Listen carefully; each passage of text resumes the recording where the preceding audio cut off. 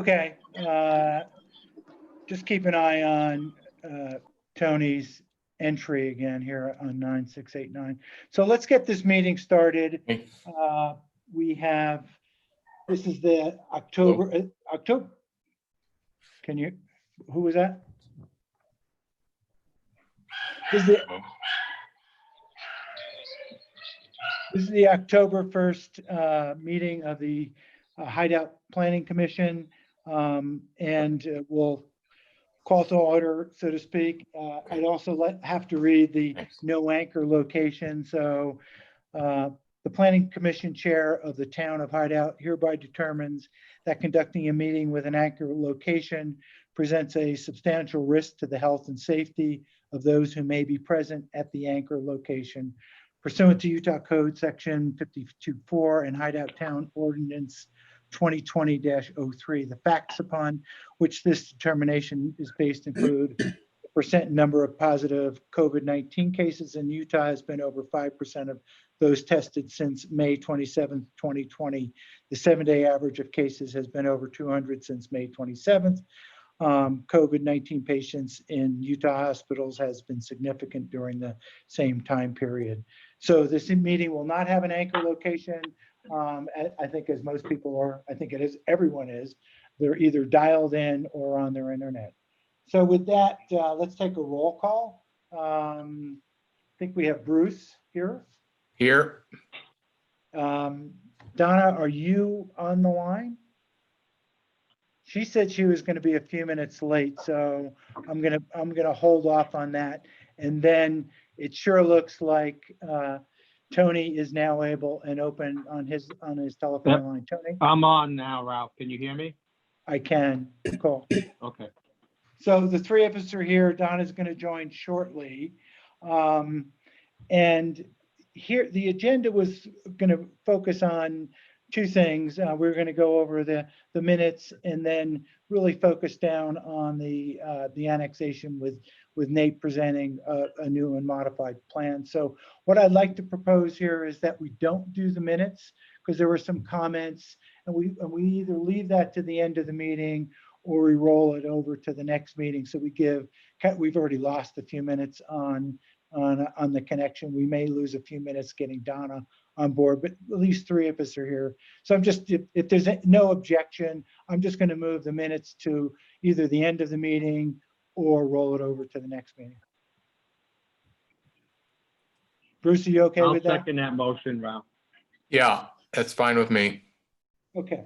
So with that, what we do have here is a continuation of kind of the last meeting where Nate Brockbank and his team reviewed the overall project plan at Richardson Flat, but I know there's been some modifications to that plan. So the best way to start out is to at least get Nate on board here. But I also think you have your environmental engineer, and we have somebody from the Utah Department of Environmental Quality also on board. So I think the first section of this meeting is just going to talk about environmental to satisfy both of these participants who probably want to leave as soon as they possibly can, so to speak, and give them enough airtime. So if that makes sense, Nate, I think that falls in line with what you wanted as well in terms of participation from your end. So will you add Brad Cahoon? Okay.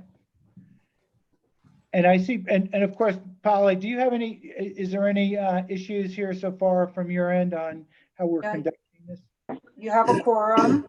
There are 3 out of 5 of you, so you're good to go there. And yep, you can control the agenda, and I think what you're presenting makes a lot of sense. Great, thanks. And just by, I just wanted to make sure, is anyone, I know Thomas is here, is anyone here from TO Engineering? I don't think Ryan was able to be here tonight. If we Okay, need him, I don't see Ryan or Dylan on here, so I would admit them, obviously.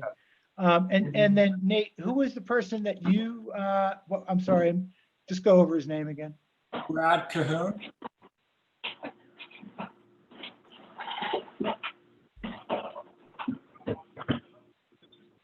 He was on. You know, I see him. See him? Yes, so you don't need to listen to it unless you want to. And I'm trying to unmute him, but he still shows muted. Kathleen, can you give that a shot? Brad Cahoon, Hello, everybody. is that Brad? Yes. Yeah. Great. Okay, and then we have Doug Bacon here from the Utah Department of Environmental Quality as well.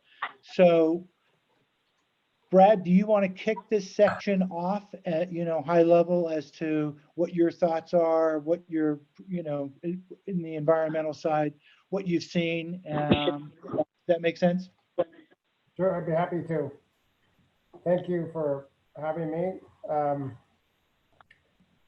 So just by way of background, I'm an environmental land use attorney. I've been practicing for some 30 years. Much of that has been in the Park City, Summit County area. I have experience with brownfield developments involving both Superfund sites and other impacted properties around the country. And I've had a lot of experience in the Park City area dealing with the historic silver mining leftovers from all of the mining activities. I've been involved in voluntary cleanups and other cleanups involving mines in the Park City area. This particular property has been identified for your annexation, and I know there have been some questions. The properties that these Mayflower properties have undergone a phase 1 environmental site assessment by CMT, and there were no recognized environmental conditions identified in those reports for these particular parcels. They looked at the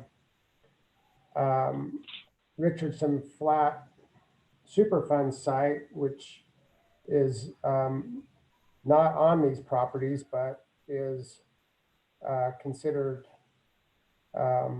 within the review area. But all the reports concluded that the Richardson Flat area would not be a recognized environmental condition for the Mayflower properties. So the reports confirm that these parcels are undeveloped, historically undeveloped. They were not subject to historic mining. There's no surface evidence of any mine activity or tailing or disturbed vegetation. So, these properties that are in play for the annexation should not be viewed as environmentally impaired for that purpose or evaluation.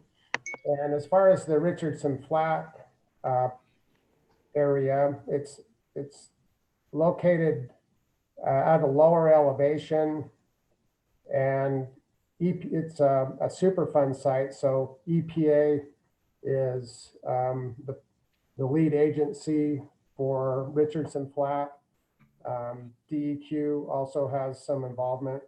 I assume that's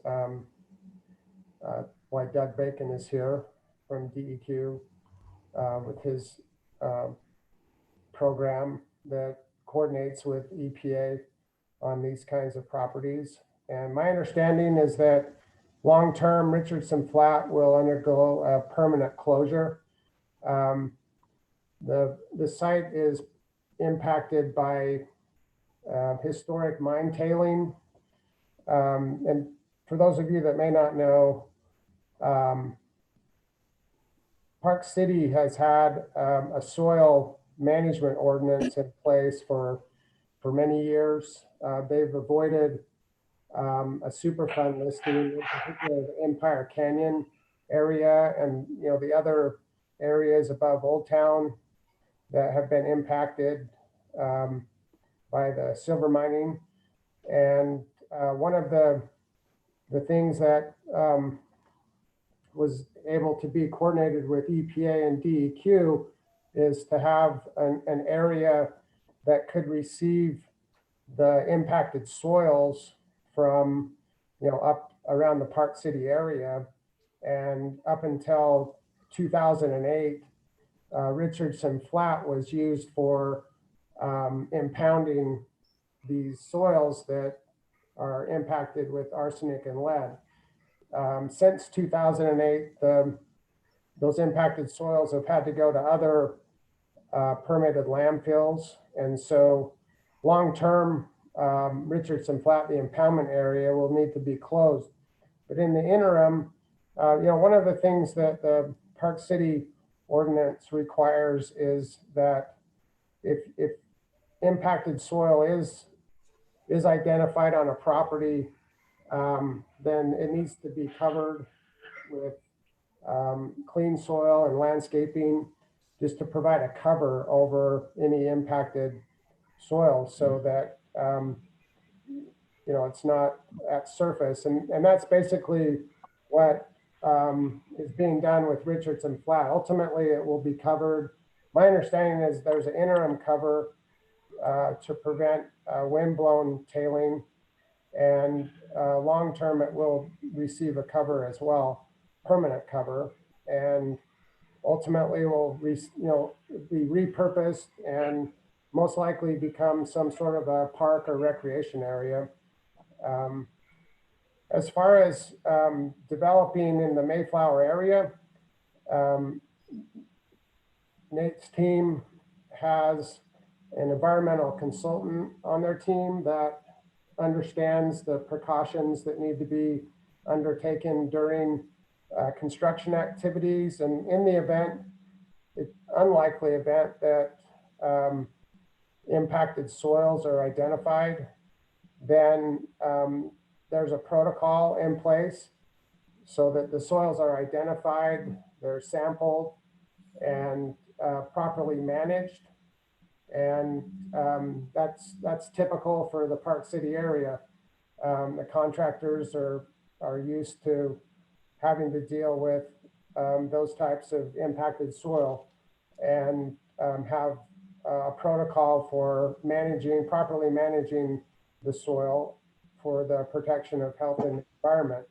And that's what will be done in this case as well. So I think that there shouldn't be an environmental concern about annexing these particular parcels into the town.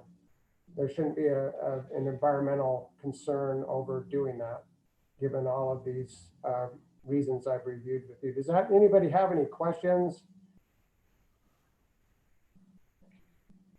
Well, I do have a few, Brad.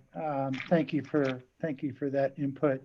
But I'm not an expert in environmental quality and the tailing situation. I did have a chance to read the 2018 5-year report, authored by the EPA in conjunction with work that some of the folks from the Utah Department of Environmental Quality had. So I know that's not on the land, but it's close to it. It's the proximity that we just want to make sure is clear and free of any environmental concerns. So while we have Doug on the line as well from the Utah DEQ, Doug, do you have any questions or comments or anything you'd like to add to what Brad was just saying?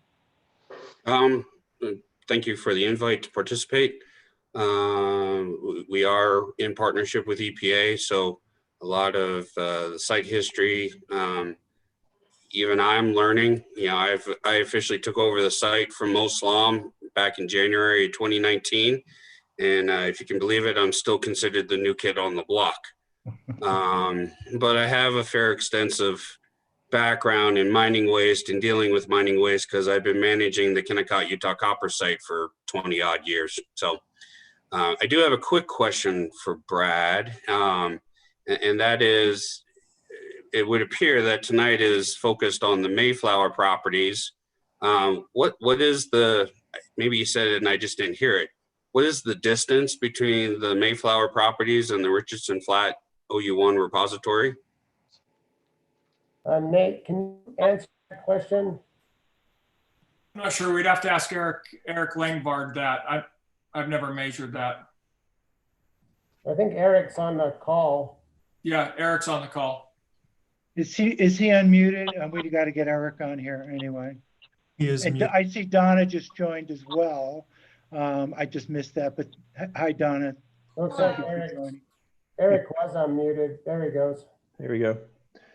Yeah, I actually have not measured that as well. I've got measurements from the property to the highways, but nothing specific to the actual repository itself.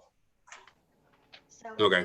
I'm looking at it right now from my window, and from the Mayflower site, are you talking about the MIDA, the MIDA site? Is that what you're talking about?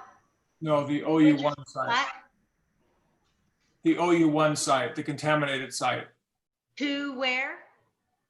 to the Mayflower property.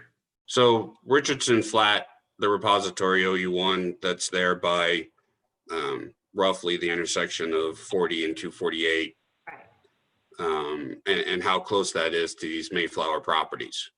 It's got to be at least a mile. Okay. No, the Looking at it, Mayflower right? property. Yeah. The Mayflower property is what we're talking about annexing, isn't that correct? Yes.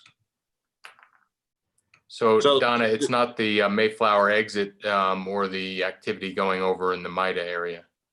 Okay. Yeah, I would guess so we're about 1,500 feet from the south boundary to Highway 248, and so I would say we're about half a mile to that corner that you're talking about. Just looking at the map and kind of spitballing it.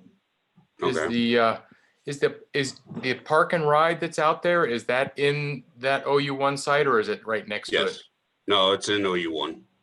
Yeah, so it's much closer than that. Yeah, half it's a closer mile. than that. It's looks like less than 1,000 feet. So with that understood, let me kind of rephrase the question. Is some of the property land holdings part of Mayflower looking to be annexed? Does that include any of the, I'm going to use the Summit County parcel ID number. Does that include any portions of SS 87? No. Okay. So the reason I'm asking that question is OU1 is predominantly comprised of parcels SS 87 and SS 88 in the Summit County parcel ID registry. The repository itself sits on a good portion of SS 87 with a small fraction, mostly on its north and western end by its embankment near the Silver Creek Channel. That's within SS 88. The properties were cleaned up in terms of removal action in different timeframes, but mostly around the mid 1990s.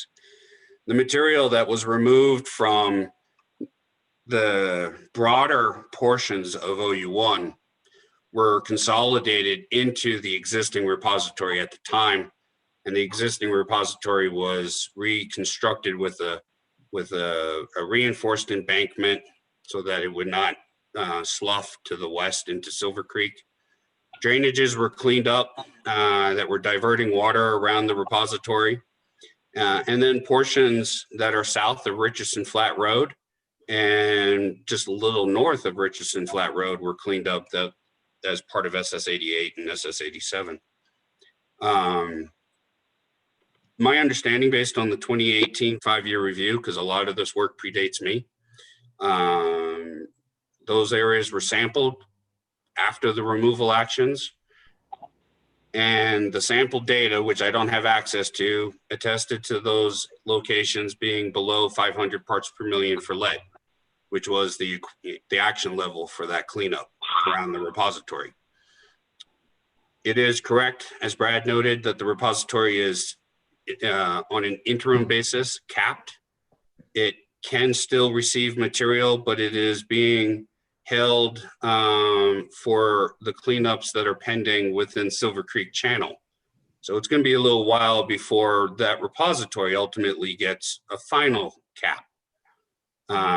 Ultimately, the land use, as Brad noted, around OU1 is intended through easements or other institutional controls to be managed for recreational use, trails, interim time spent on property, not to be developed, for example, for residential.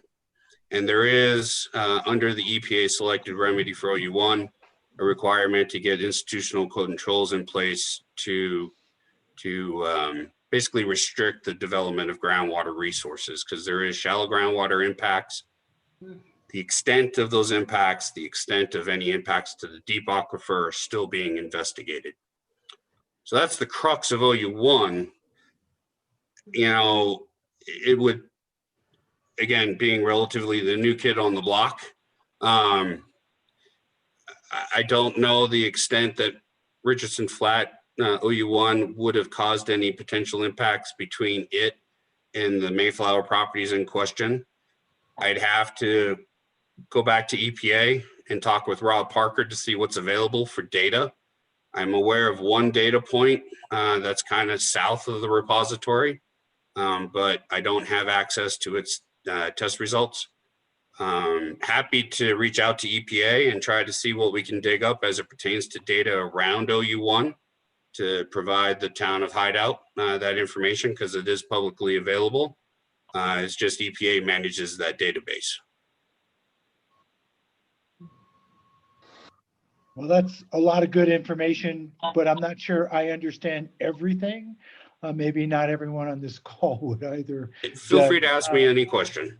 Yeah, I think here's what I saw in the report that kind of struck me, and I just want to make sure we're okay. If we move forward, are there impediments that may not be directly on the property in question, but that could infringe? And, certainly it says in one case here, eliminate the risk of catastrophic failure. Well, if you had a catastrophic failure, that stuff could be all over the place. So, will a permanent cap resolve that scenario?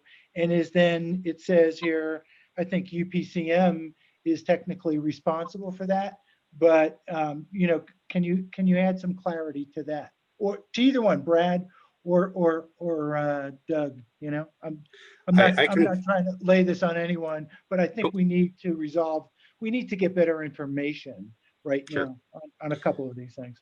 Sure. So to that question about integrity of the repository and permanent sequestration and capping, the removal response work that was done early on stabilized the repository on its northern and western end, basically the face of that repository above Silver Creek, because there was sloughing. That embankment was mobile to some point.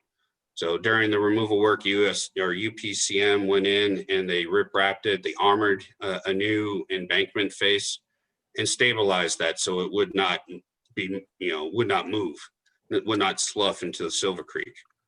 There are obviously immediately adjacent to the south and eastern and western ends, lower spots compared to the repository itself.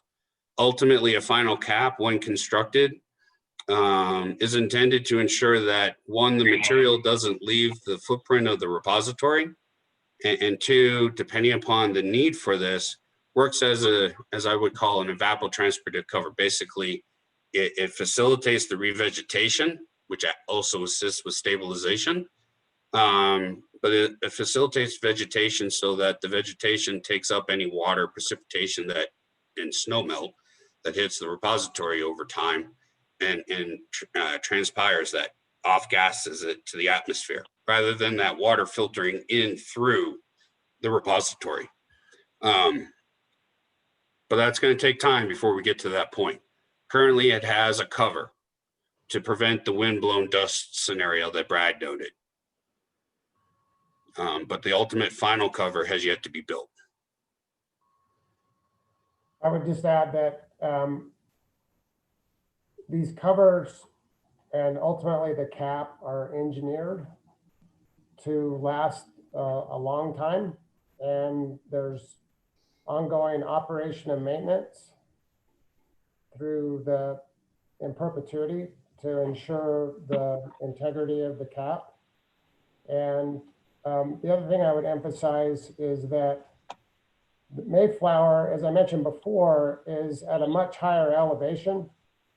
It's up on the hill, as you know, Highway 248 and the Richardson Flat Road go toward the east, up to a much higher elevation. And so Mayflower is looking down on Richardson Flat. And I think that minimizes the risk of any impact from, or any impact that could happen from Richardson Flat for this area. I would also emphasize that it's common for development to occur around sites like Richardson Flat. Some examples are in the Salt Lake Valley, in Midvale, the Sharon Steel Superfund site, which is a capped property that's direct south of 7800 South, west of I-15, is undergoing redevelopment right now. And Bingham Junction, which is all part of the same Sharon Steel historic operation. Bingham Junction is located south or north of 7800 South and has undergone complete mixed-use redevelopment in cooperation with EPA and DEQ, managing the repurposing of that area. And if you've been down there, you've seen, you know, what's happened all around there, and it's one of Brad, is that where Top Golf is?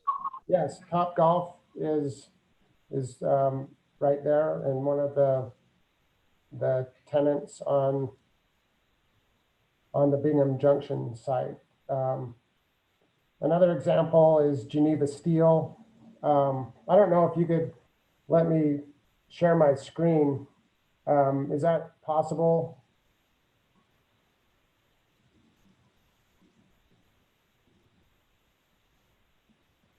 It looks like we may have lost Ralph's audio. We didn't. I just had it on a device mute, so to speak. Thank you, Doug. Appreciate that. Because if you mute yourself, well, someone will have to unmute you. So, yeah, I would say I can turn over. Brad, hold on. Let's see if I can turn this over to you. To touch a little bit on what Brad's talking about, you know, often there is development. I'm going to pick on my own site with Kennecott, the towns of Harriman and West Jordan. I got creek channels that carried mine waste down into the towns, and in the towns there were removals to clean that up where residences were existing.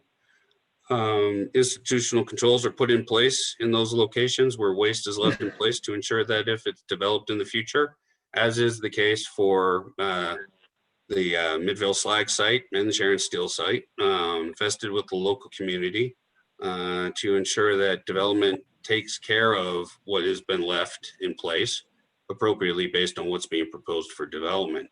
So just because there is a Superfund site or a Superfund caliber site does not necessarily mean that development can't happen. But obviously management of the material, depending upon where it's taken place, you know, becomes a consideration during those developments.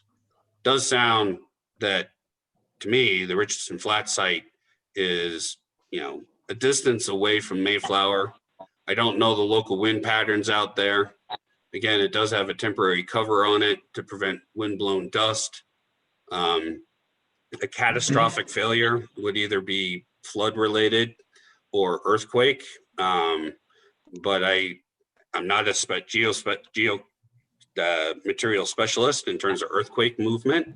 I don't know if the repository was tested, but I can say that through O&M and ultimately that engineered cap, when this site does get fully closed, it's intended to ensure that it stays in place. Makes sense, Doug. Brad, I know you want to jump in here with sharing your screen. Can you turn on screen share from your standpoint? Because I don't see my screen allowing that. Maybe Kathleen, you can enable Brad to share his screen, give him permission, because I don't see that on my permission capabilities here. Yeah, whoever is the host needs to designate me as the host for a minute, and then you can then take it back after I'm done. Yeah, well, I think the host is Kathleen on this. One Okay. thing I can do Looks is, like I've got it. Oh, you got it? yeah. Make Brad co-host. Can you see my screen now? Perfect. Yep. Okay, Yes. so Thanks, Kathleen. I'm Most showing appreciated. you an image from the staff report. Well, yeah, I think it was a staff report for tonight's meeting. And this is mostly for Doug. Can you see my cursor and this Yep. image? Yep. Okay, so this is the parking lot for the trail. And this is the area that Doug's been discussing and I've been discussing. This is the proposed area, the Mayflower annexation area. And so you can see the proximity, and you can't really tell the elevation from this, but it's at a higher elevation. I was going to bring up Google Earth. Hey, Brad, before you pull that up, just real quick, if you can, on that area that's labeled town center. Yeah, right here. Yeah. This is So town that center right here. right in there, we do have, again, I'd have to go to EPA to get the data, but we do have a offsite. And when I offsite, I mean, it's beyond what's been designated as the boundary for OU1. But we have a sample in the vicinity of what's labeled as a town center. The proximity, I'd have to check with EPA. The results of that, I'd have to check. And I certainly can get that for everybody. Granted, right now, I'm just aware of one sample collected out there. There may be a few others. That would give you a sense of what the soil conditions are in the vicinity. But as I look and am aware of the topography, I would agree with Brad that this area is topographically above the actual gradient climb. I'd have to verify, but it is topographically above the repository. Again, once that repository is, engineered and gets an engineered cap, it should not move. This is Bruce. I was out there today, and there are a couple of low spots on either side of the rail trail. And the rail trail is kind of I don't know who's got the cursor, but you could kind of point it out there. It's just south of Richardson Flats Road when it comes into the annexation area. Just a little, right in there. And no, that's Richardson Flats Road. And then if you come down towards the blue area is, I think, where the school was designated, or that may be the school area. That I believe is significantly lower than the rail trail. And I assume the rail trail has got a very low gradient as it goes up the hill towards the right portion of the annexation and the ridge, which is way over to the right of the second blue area. This is the school.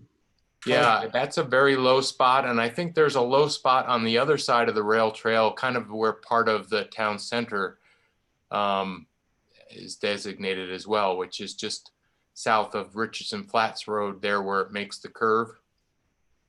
Yeah, just to the left of your cursor there. Over in I don't know how much, I mean, it's significantly lower. The rail trail is raised as it goes through there.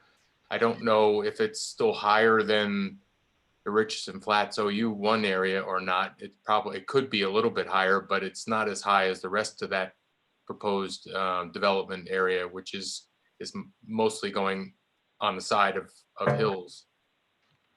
I mean, So one of the things, let me talk about, you know, up in Park City, at times, development does run into impacted soil. It's typically lead that is the metal of concern. And as Doug indicated, the target level for lead is 500 parts per million in the soil concentration. And so if impacted soil is encountered, and again, we're not expecting that here, given the historic undeveloped nature of the property and the fact that you know, we've had phase 1 environmental site assessments done on the properties, and you know, even if there is an elevated sample in this area that Doug's going to check on, the way that's handled is if there is in fact impacted soil, the soil is sampled, and if it's below 500 parts per million, then it's acceptable for unrestricted use, residential use. If it's above 500 parts per million, then you have the flexibility to either put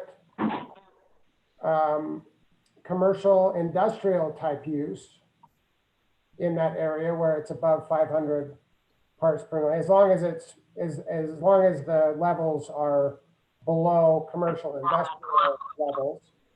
The other option is you can excavate and dispose of the soil at a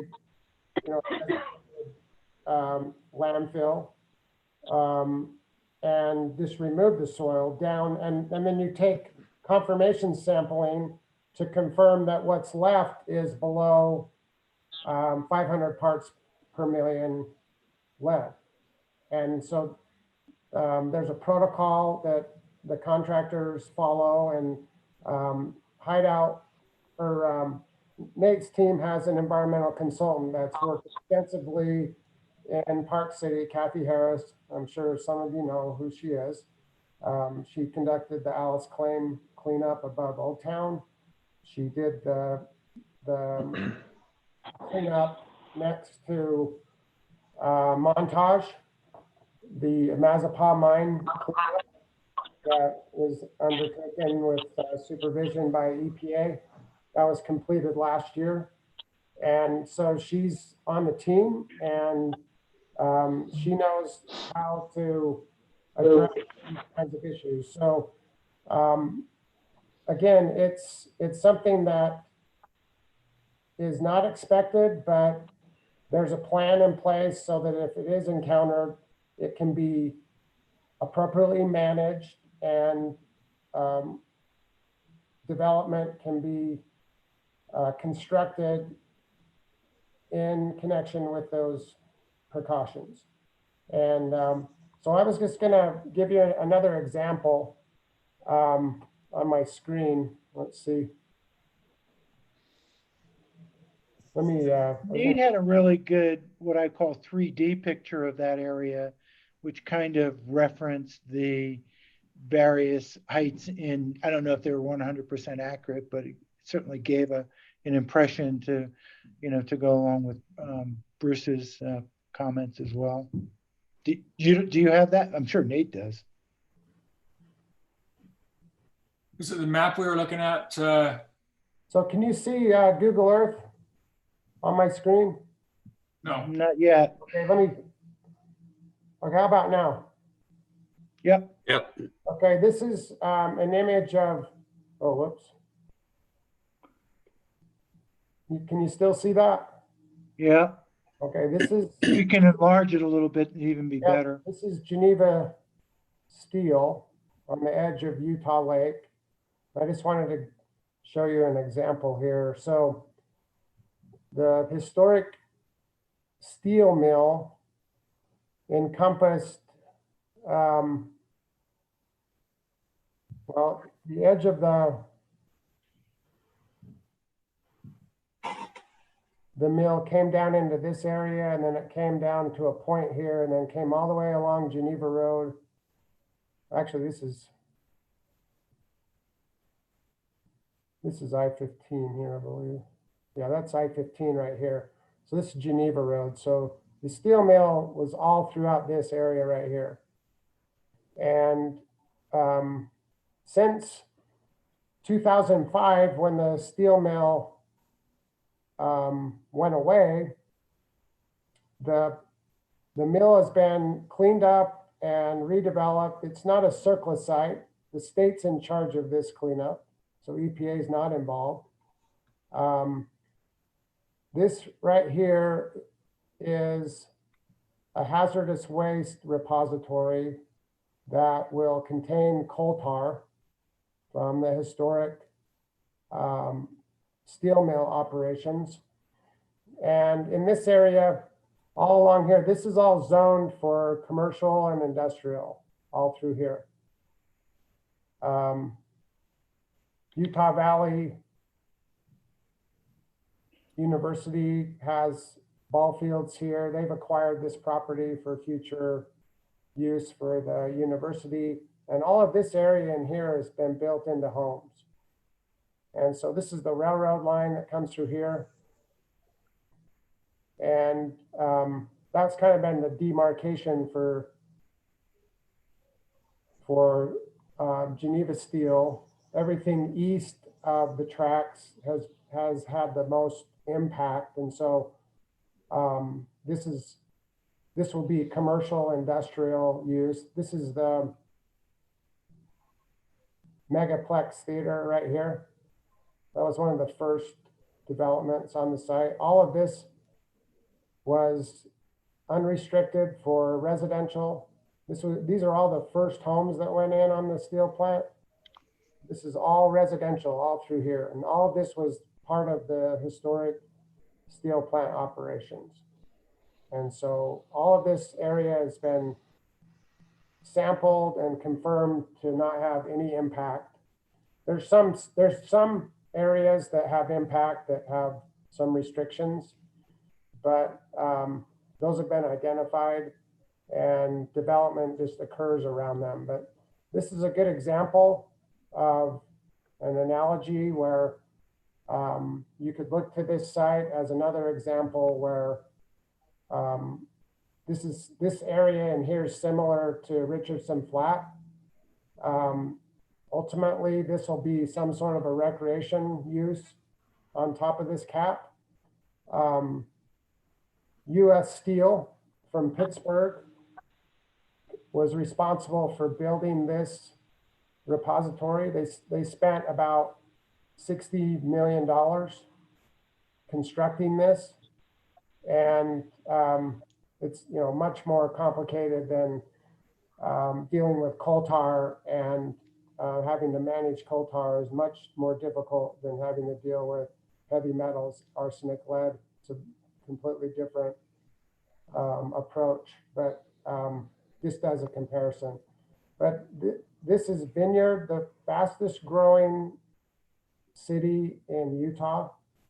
And it used to have about 200 residents, and now they're approaching 25,000.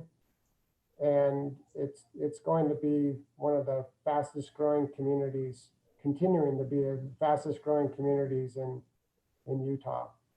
And it's a good example of a brownfield redevelopment and repurposing, and the city's very involved in the process, in master planning and designating appropriate uses.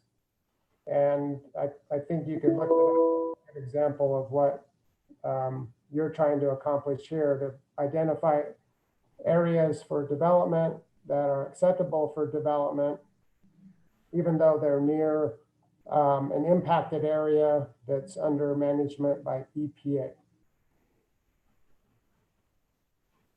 Brad, is there anything, we talked about, along the rail trail with it being lower, it was always my expectation to fill that up. Is there anything against that, bringing a lot of fill in and filling that area up? Yeah, so let me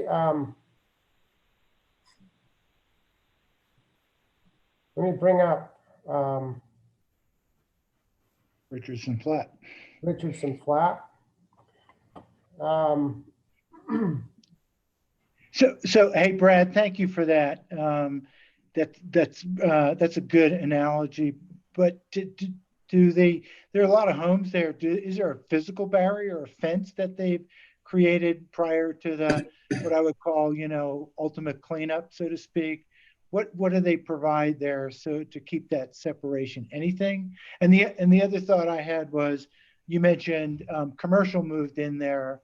But we don't, the commercial that's moving in to Richardson Flat would be kind of people retail, so to speak. So it might be a little bit different, but I guess the biggest question I've had, does it need a separation of some No, type? I mean, I don't know, maybe Doug knows, but, on Geneva Steel, they have the area in a surrounded by chain link fence, that area around the repository that I was showing you. But historically, the steel mill has always had a fence, and they've just kind of shrunk the fence down as they've been working through the process. As far as the elevation, I was going to put on a street view here, just so we can get a flavor for, can you see that? Yeah. Yes. Okay. That's great. This is, that's north, looking north off of Richardson Flat Road. There's the parking lot, impoundment. And so what we're talking about is up in here.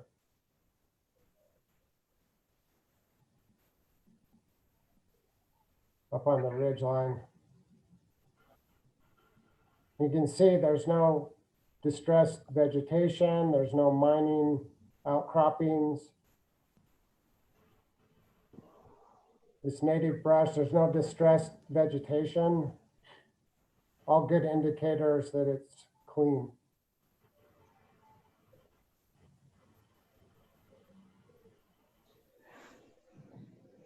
Do you have to test those soils that are adjoining there? Is that part of the test program, so to speak?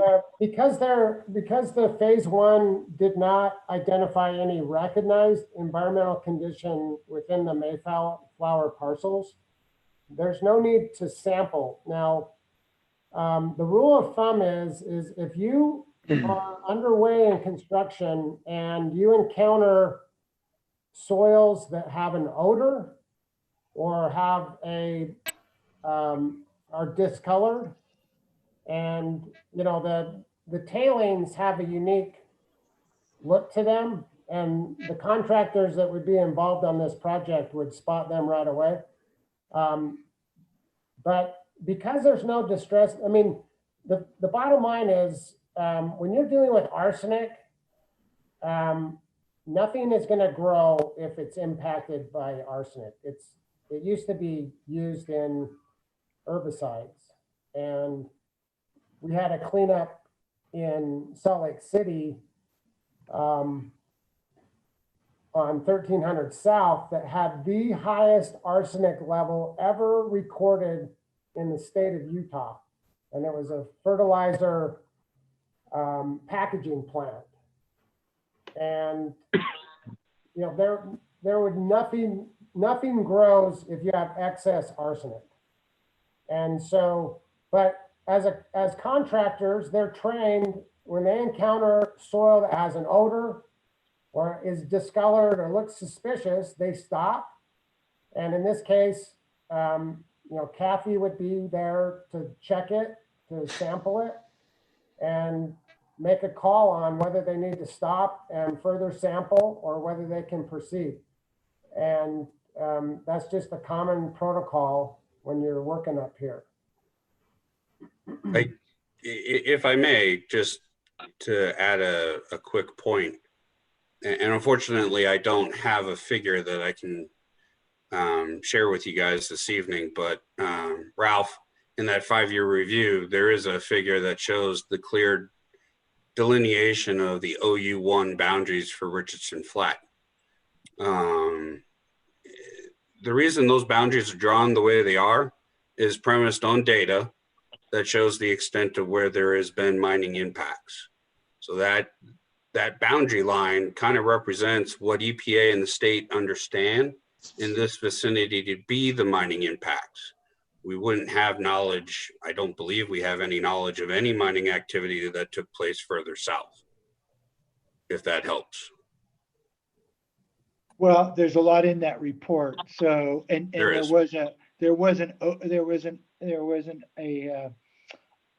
I guess, reference to an OU2 and OU3. OU2 and OU3 are to the north and west. Okay. So not again, Doug, not affecting this area?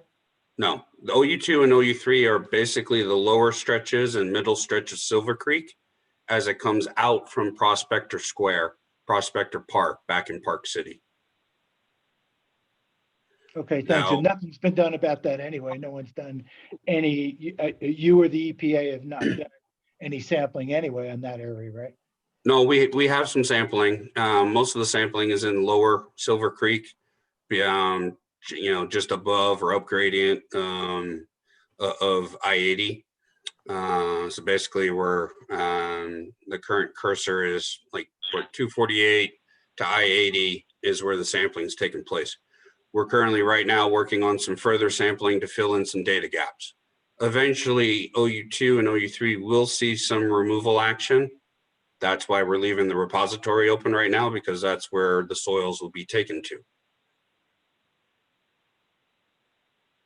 Okay, thanks, Doug. Sure. Donna, actually, Tony, you're on the line, and I know you probably don't have access to seeing some of the overheads and the graphics that Brad is showing. Do you have any? So I want to make sure everybody else has got some input here or questions answered. I'll ask you, Tony, first. Do you have any questions or comments that you'd like to make?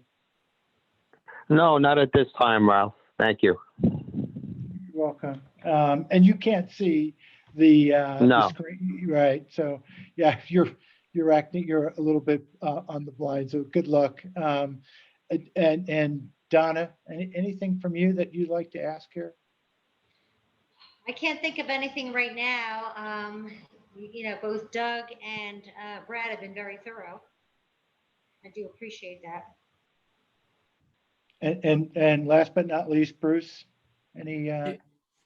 Yeah, I've got a couple of things. You said there was a phase 1. What does the phase 1 entail? And what would be a phase 2 for this Mayflower property? So a phase 1 is a report that is governed by an EPA rule and an ASTM standard for conducting all appropriate inquiries on property to be purchased. And the reason for conducting a phase 1 is to qualify for a buyer protection under the Superfund program, under the federal CERCLA statute. And it's a review of government records, interviews with government regulators that have knowledge of the site, and review of other publicly available information. It includes a site visit. And, it does not include subsurface sampling of soil or groundwater. That's not done with a phase one. And what typically happens is if you have a phase one that does not identify any recognized environmental conditions, which basically is evidence of a release of hazardous substances or petroleum constituents based on the review of government records and all the interviews and the site visit. If you have no recognized environmental conditions, then you're done. I mean, you've conducted all appropriate inquiries into the past use and investigation of the property. If there are recognized environmental conditions identified, then that could lead to a separate additional investigation that's called a phase two. And that would include typically sampling soil and sometimes groundwater in the area that was identified as the recognized environmental condition. So in this case, the parcels were all reviewed under this phase one protocol by an environmental professional, CMT, and their conclusion at the end of their investigation was that there were no recognized environmental conditions. So there was no need to go further and conduct sampling of the soil or the groundwater. So there's been no digging anywhere in the low spots or anywhere where water might collect or anything like that to this point? Ralph, we dug 80 samples, but it was for a geotechnical report. So we went down anywhere from 3 to 13 feet. But it was for the geotechnical report. So you weren't looking for contaminants then, Nate? But they would have smelled, same professionals that are trained for this, so. Yeah, let me comment on the geotech. So the geotech, they drill and evaluate and make a log of the soil column that they drill, and they identify the types of soils in the subsurface. So one of the things that they would identify if they encountered them would be any mine tailing material, because they're trying to confirm that the site is stable for constructing buildings. And if they encounter tailing, which typically doesn't have proper geotech properties, they would definitely identify tailing in their soil column. And in this case, they did not identify any tailing in their geotech investigation. Did any of the geotech work, do you measure where the groundwater is, how deep it is, if there's pressure where like capillary action, it could come to the surface, that kind of thing? Was any of that part of this study?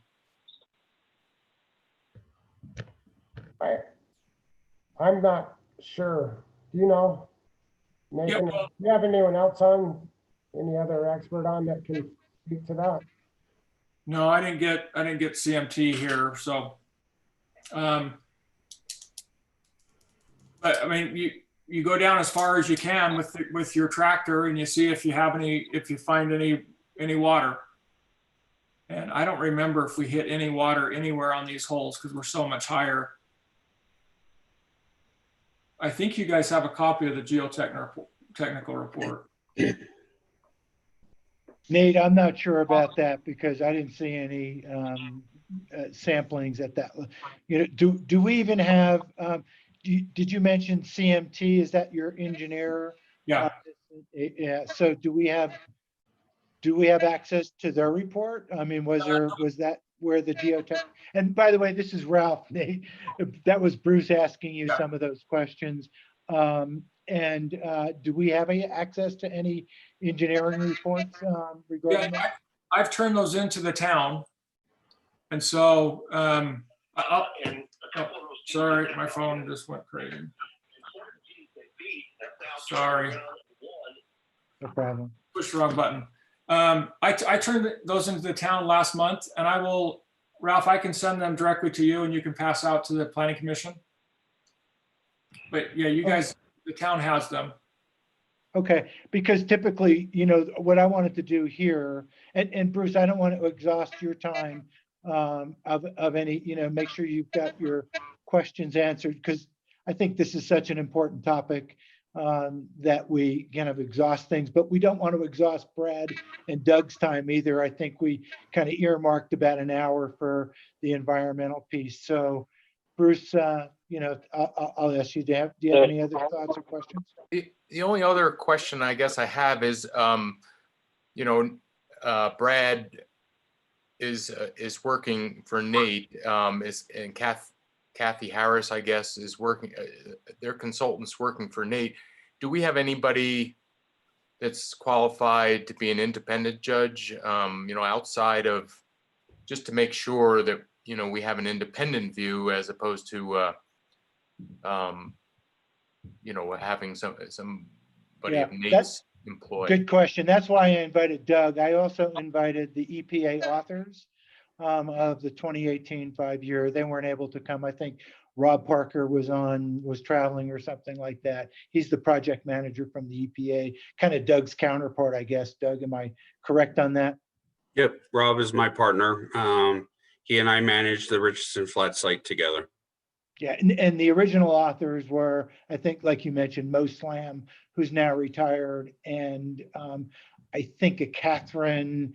Catherine Jenkins is EPA's public relations information officer. So she assists Rob and I with communications with the public.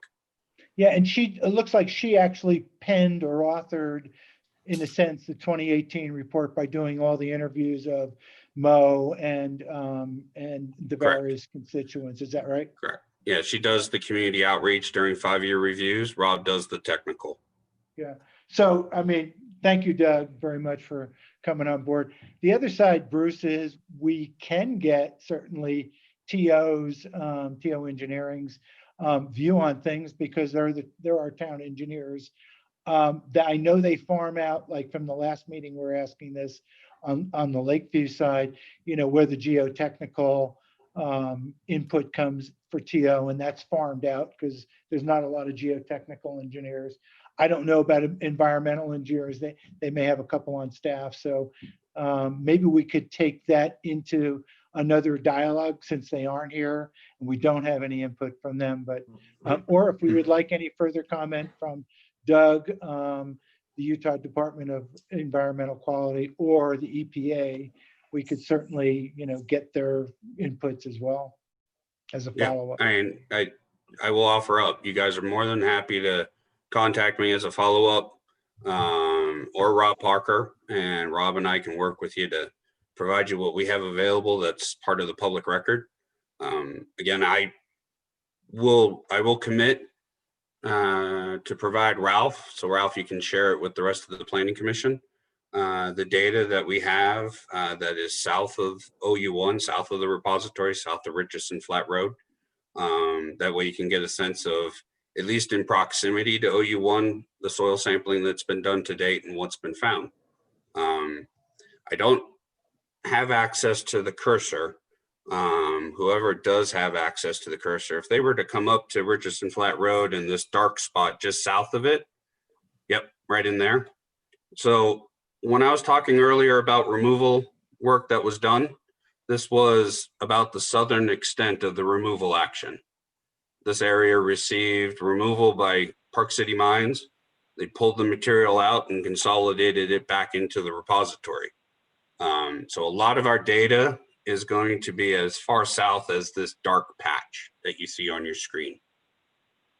And that's kind of a wetlands, isn't it, Doug? Yeah. And It is. so is that water, surface water, or is it related, seeping through some of those canals that are going around the It Richardson is part Platte? of the original diversion ditches that used to bring material down to the repository. And obviously with that not coming down, it now mostly carries Silver Creek water. The exact amount of flow, how much water it carries on an annual basis, I'd have to look that up. Right? A lot of that predates me in terms of knowledge, but I did want to explain, at least before I left tonight, our data is mostly going to be focused, as far as the data to the south, is mostly going to be focused in that location. It was cleaned up, but it was left as a wetland as part of mitigation, with input from the Fish and Wildlife Service and EPA in terms of United Park City Mines' final design there.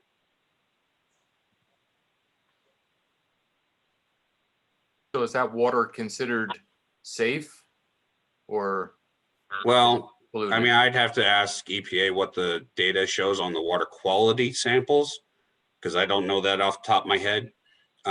Is it safe for drinking? Just from a function of what's coming down in there, it's not a drinking water source. It's not listed as a drinking water source, so I would say it's not drinking water safe. But that's just a guess on my part until I have a chance to follow up. In terms of recreational use, this is the area that was under EPA's record of decision listed to become future recreational use, trail, walking. So it's intended to support that type of land use. And as a surface water feature, it too would have to support that type of land use. Like, is it set up, you said trails, but how about parks? Yeah, that can be part of recreational parks. Okay. I will note, so you have the UTA park and ride lot there. Obviously, it's structurally sound for holding up that asphalt parking lot. When you talk about parks, you're talking about potentially playgrounds, ancillary facilities to support such, like bathrooms and parking lots and stuff. Tailings is a real fine grain sand type of characteristic material. It's not real structurally sound to build on. So when we talk about a recreational use, we generally are talking trails. We're generally talking open space, not a lot of some of the, what I would call sub facilities of a traditional regional park, like bathrooms and things, because it may not physically hold that up. It may not be sound enough to construct on, but it is going to be designed so that at the surface, it's protective of people using it, for trails, for walking, for biking, that kind of activity. Good to know. Sure. And I'm happy to stay on and take whatever questions you guys have, but I know you have other business. I don't want to head off without noting, feel free to give me a call. Again, Ralph, I'll dig up that data and share it with you. It'll either come from me or it'll come from Rob Parker. And at least that'll give you guys some insight as to what's been sampled and what's been found. And certainly happy to entertain any questions after that as well. I can't express my appreciation because I know this is your off hours. So thanks, Doug, on short notice for joining the meeting. And we probably will get back to you with any questions. And please share your data. I think we're all just trying to get better informed, ask the right questions. And if we're missing some questions that we should be asking, I would certainly ask our government counterparts to, and we're not paid on this, so to speak, on the Planning Commission, but just as it call that the impartial individuals that Bruce was just alluding to. So again, Sure. Thank you. I don't have anything further on the environmental. And I know, Nate, you wanted to kind of release Brad, who did a terrific job as well. Thank you, Brad, for your analogies and your input from your standpoint. So, Thank you, um, Ralph. Thank you, everyone. Pleasure to be with you. Best of luck. Thank you. Thanks, Brad. Thanks, Doug. Yeah. thanks, guys. Most We'll talk to you appreciated. soon. I'll be Yeah. signing off. Thanks so much. Yeah, thank you, Brad. Appreciate it. So at this point, it's I have almost 7:20. We're a little bit over. I thought we would just leave this. Environmental is really important. Obviously, the health and safety of everyone is kind of crucial, particularly the health side of things. But Nate, I think probably we'll segue the meeting into you or yourself or Eric or whomever you'd like to kind of give the overall summary again to the to the board, to the planning commission, if that makes sense. I have my Chris Bender. He's with Fair and Peers. You guys had some questions last week about, or last time we met about, Highway 248. He's the traffic consultant. Do you want to jump to him for a few minutes while he's on, or? No, that sounds fine. Actually, Nate, if that works with you, because we certainly want to get you to show your vision, because this is what we're really talking about. Yeah, we have to settle some of these other things out before we can do that. And then we have some other questions to go on. So if maybe we take 15 minutes and then on the traffic side with this individual, and then maybe we can take a short break as well, like a 5-minute break, and then reconvene. Does that make sense? Yeah, perfect. I don't know if Chris Bender is unmuted. Yep, I am. Looks I just like got he permission to unmute. Perfect. Okay, where to start? So the traffic study is in its third iteration. The primary study intersections we're looking at are the intersection of SR 248 and Richardson Flat Road. And then also, similarly, SR 248 and Browns Canyon Road, and also Richardson Flat and Jordanelle Parkway. So those are the 3 existing intersections that we're looking at, as well as one proposed project access to 248 north of the project site. During the TIS, we looked at existing conditions where the Richardson Flat and 248 Road or intersection and the Browns Canyon and 248 intersection were both operating at failing conditions currently. As we understand it, both of those intersections are either in the progress of being signalized or are approved to be signalized. Looking at existing traffic conditions and the amount of traffic volume in the area. And just to clarify, this data was collected only a month or two before coronavirus affected traffic volumes. So these are still peak season traffic volumes that were collected. Once those 2 intersections are signalized as planned by Park City or the county, then those 2 are very likely to operate at acceptable levels of service, which means that the delay is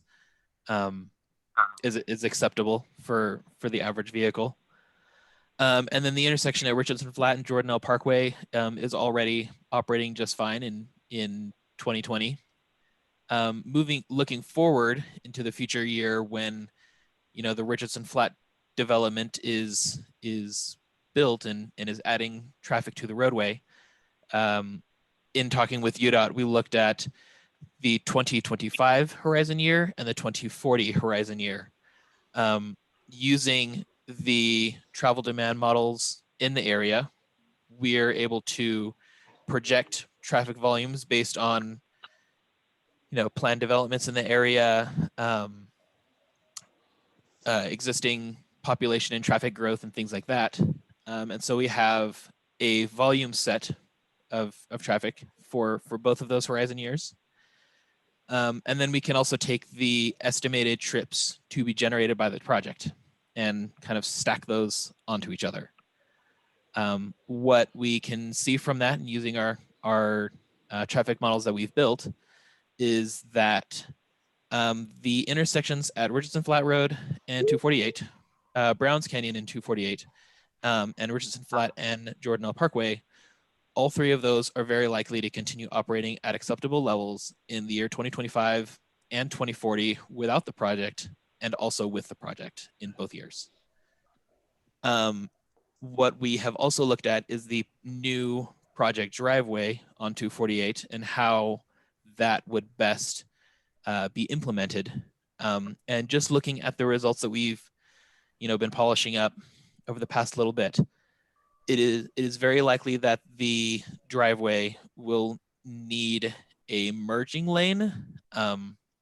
So that is the two-way left turn lane that's at Browns Canyon Road will need to be extended back and be used to allow cars to merge from the northbound to the eastbound, from north to eastbound, or sorry, from north to westbound. With that merge lane, that driveway is also likely to operate at acceptable levels of service. Any questions so far? Oh, sorry, go ahead. No, Chris, are you prepared to go on? Do you want to, are you prepared to go on? Do you want to take some questions? How would you like to continue your kind of presentation here? Questions are fine. I have the data has been compiled from our traffic models. However, our report is not yet finished. We're still in the process of updating that for this latest land use iteration. So we don't have that yet ready for the group, but it will be ready within next week. Okay. And yeah, moving forward with the meeting, like we can take questions now is fine. Well, I certainly had a few. So given the amount of, so just another road, which is Richardson Flat Road, can it sustain the new traffic as well? I mean, the kind of the ancillary roads, not the main roads as well. So what's the expectation, especially now that with the Jordan L. Parkway is going to be completed to, all the way out to the Mayflower. There's going to be more and more folks kind of connecting from Park's Edge potentially. They often use the Richardson Flats Road from the retreat at Jordan L. and potentially the Black Rock.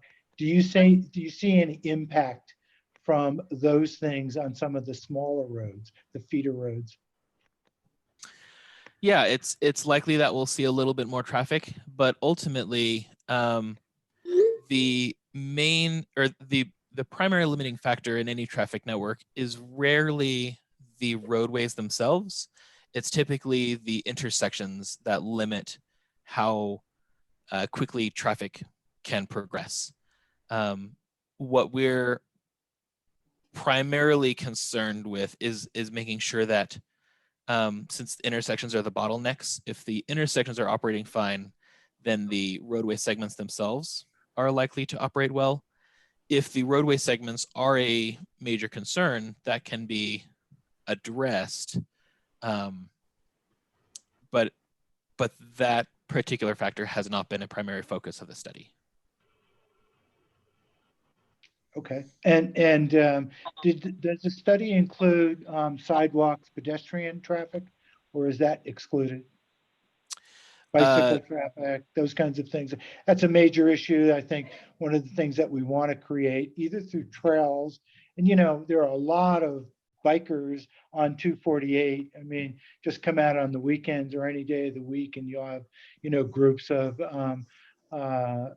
bicyclers. So, is that part of the study? Will that be affected?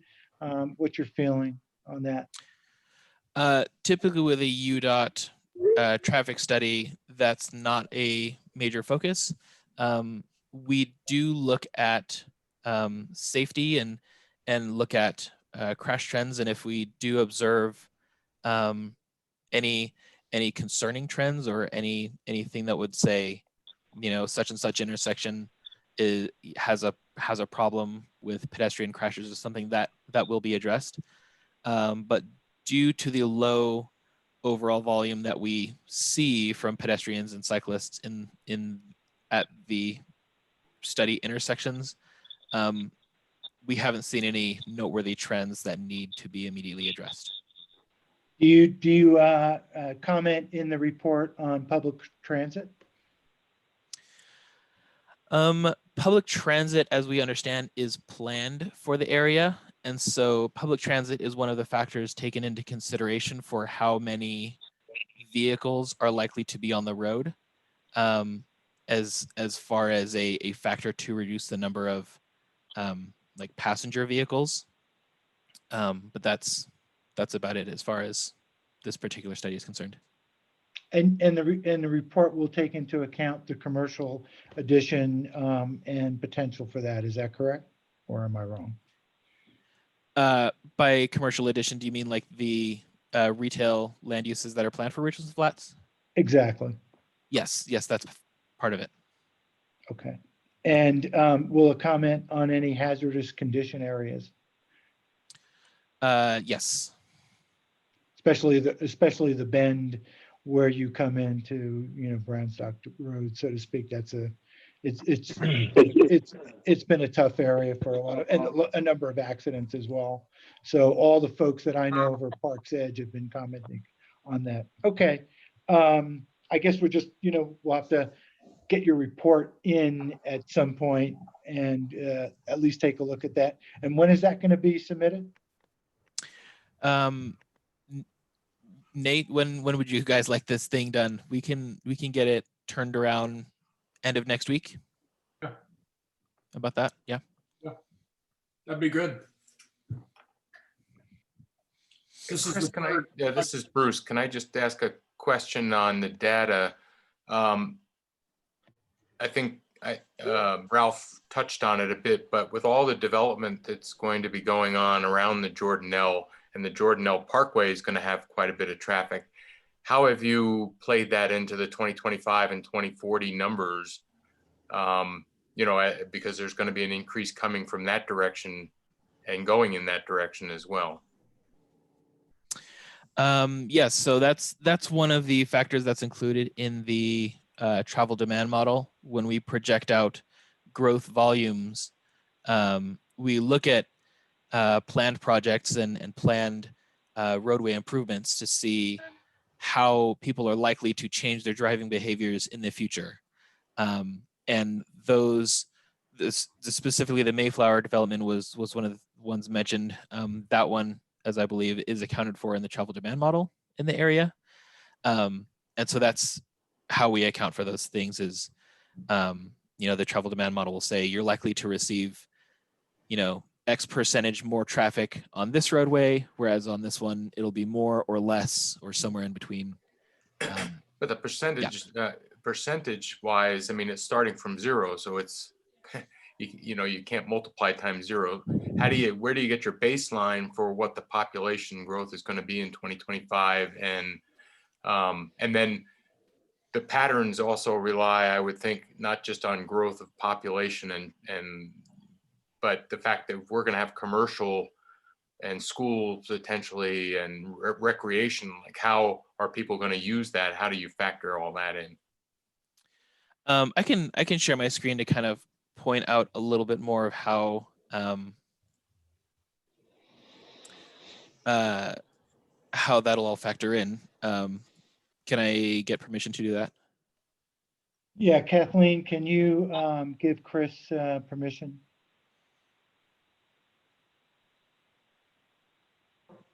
Or Alicia? If that's going to be covered in the report, maybe we don't need to go through it all in detail now. I'm not, but I'm just curious, how that I find out somehow how what your methodology is and what do the numbers look like. What we can do is get the report and he can come back and answer any questions. It might be better use of our time. Yeah. Up to you. Hold on. Okay. No, I think, Chris, you're able to at least give us a high level comment at this point. That would be probably useful.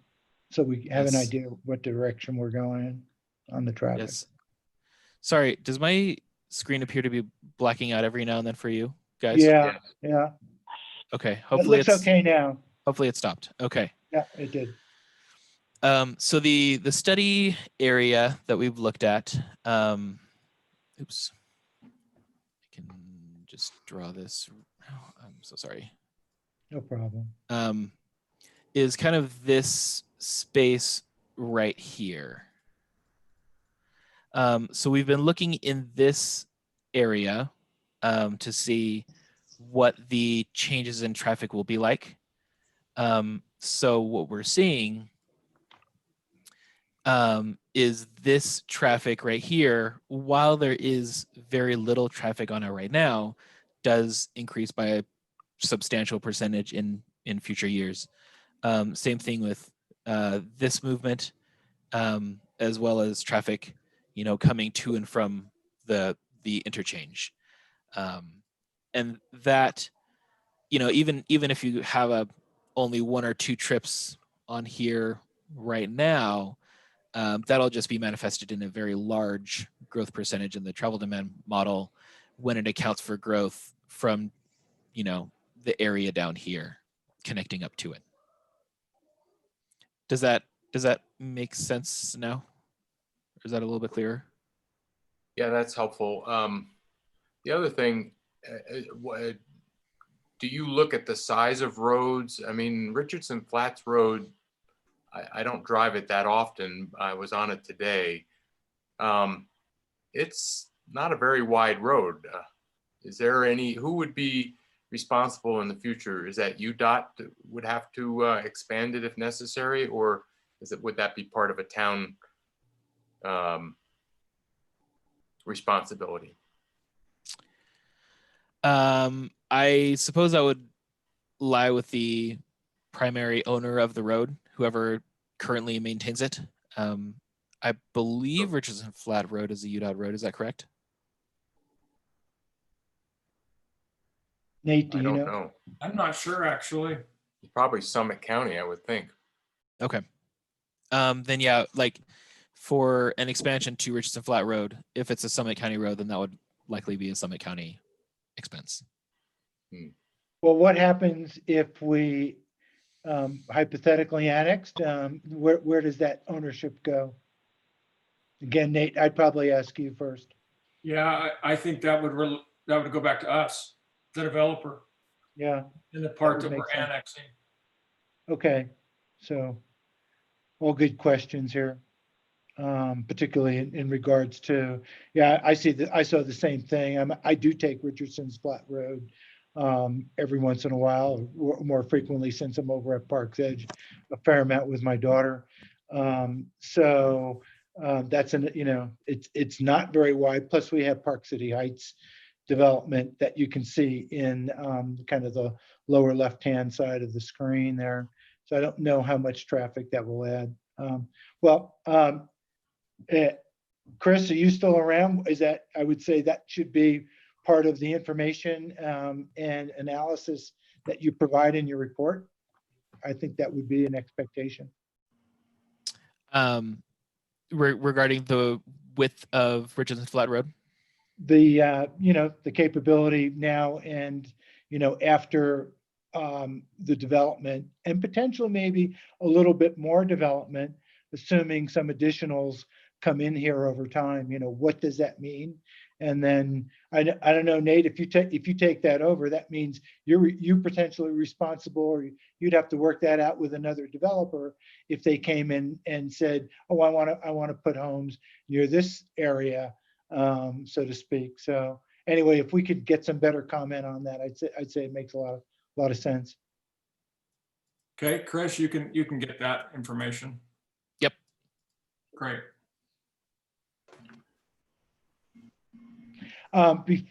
Great. Donna's got something, and I know Tony can't see anything. Donna's next to her. Jump in. As far as lighting, as far as the lights going into Browns Canyon, that is proposed. Are there any additional lights proposed along that area? Are there any additional lights? as far as traffic, did you take that into consideration? I mean, when you did this study, did you see that there were going to be any more traffic lights proposed? During a typical traffic impact study, we wouldn't cover lighting design. That would be for a separate study. Yeah. Okay, so that's a totally different study then. But there is Yes. two studies, or there is 2 traffic lights, Chris, approved with UDOT, right? The Jordanelle Park or Richardson Flat, no, Browns Canyon Road. I'm sorry. Sorry, when she was referring to traffic lighting, I thought she meant like overhead lights to Not illuminate the overhead road. light, I mean traffic lights. Yeah. Sorry. No, Yes. That's exactly Yes. what we're covering. So, okay, good. Yeah. Yes, intersection lights is something that's been looked at. The one at SR 248 and Richardson Flat Road and at SR 248 and Browns Canyon, those 2 have already been approved and are in motion. The other 2 intersections, the one at Richardson Flat and Jordanelle Parkway, based on what we have found, would not meet warrants or even have a need for a traffic signal there, especially with it being so close to the Browns Canyon signal that will be in place. And then the other intersection, the proposed project driveway, in previous iterations with a much larger development that had been planned, a traffic signal would have been a recommended solution. However, since the development size has reduced by so much, it doesn't appear that a signal would be necessary at the new driveway. That was a build out though, right, Chris? Like, say again. Oh, yes. That was a build out with the first study we did with all, 5 times as many homes and. Yes. So the 2 traffic lights we're talking about right now are the one at Browns Canyon and 248, and the other one you said was Richardson's Flats and 248. I was a little confused about the second one. Where's the second one? That's on the west end of Richardson Flat, on the Park City side. Kearns Boulevard? Yes. Yes. Okay. Yeah. And you'll talk about both of those in your study, Chris, is that right? Yes. That's one of the, as we analyze the different horizon years, the existing conditions, what we observed back in January when we first counted the traffic, we witnessed firsthand that those 2 intersections were already in failing conditions, and that a traffic signal would be appropriate to place there. It's fortunate that those 2 locations already have traffic signals in the works. Okay. Yep. Okay, thank you. Yep, you're welcome. Hey, so thanks, Donna. And let's make sure that Tony, I know this is really difficult for you, Tony, because I've been there where you're dialing in, so to speak, and you have, it's difficult to kind of conceptually see what's going on. Do you have any thoughts, questions that you want to, pose to the folks that we have here before we let them go? Particularly Chris? No, not right now. I mean, once we get the report, I go through it maybe, but without being able to view it, I'd rather just wait until I can see the report.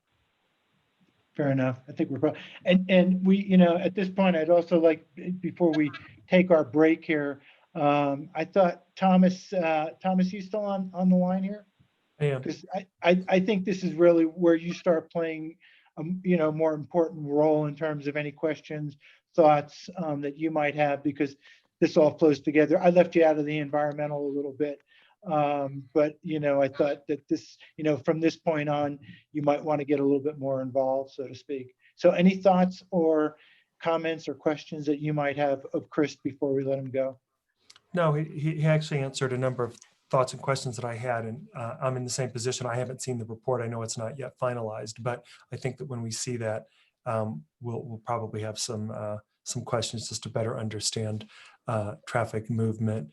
From a transportation perspective, the only thing I think I would say is, as we look forward to this, not just thinking about vehicular transportation, but also other opportunities for connectivity. And I know that's probably a little bit out of the wheelhouse of what this report would be, but it could be everything from, I don't know if there's it could be the proposed lift from like town center up to the mountain. Could it go down the other side toward Deer Springs to start to connect people in Hideout to this area without having to get into a car? Kind of, again, linking the trail system, linking some of the cycling systems that are already in place. Again, I understand that's a little out of this wheelhouse, but I think that those are important. Chris, do you guys do that kind of stuff, or is that a different consultant? That does sound like something that we would do. It's certainly more on the scale of a master planning report or a study, rather than a traffic impact study that UDOT would be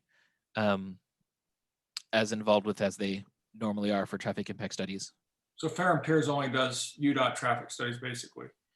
No, we do master planning studies like the ones you mentioned. It just would not be specifically a part of this study that we're working on.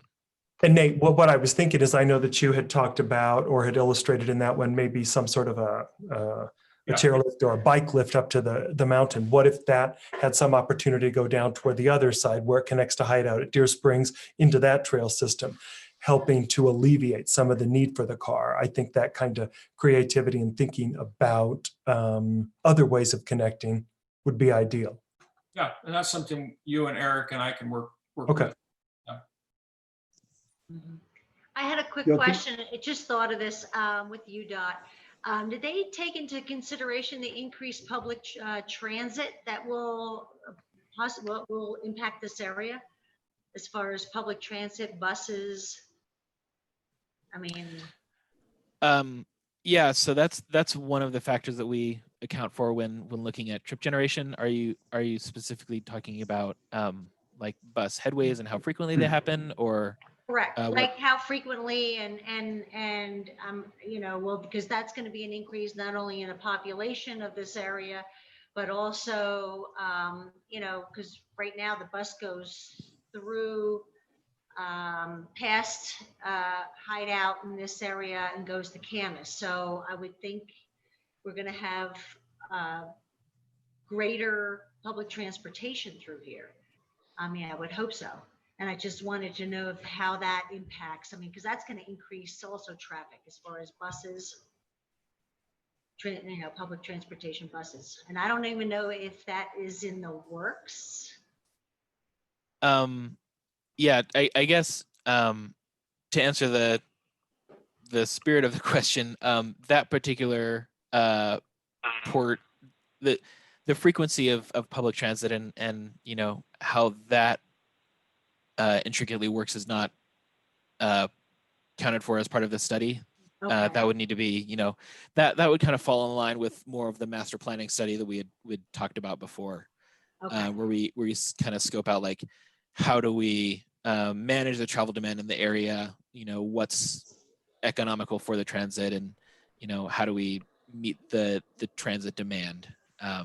Whereas a traffic impact study that we're performing right now is to address, what are the shortcomings of the roadway network from a vehicle standpoint and from a safety standpoint. And things Okay, like that. not public transportation standpoint.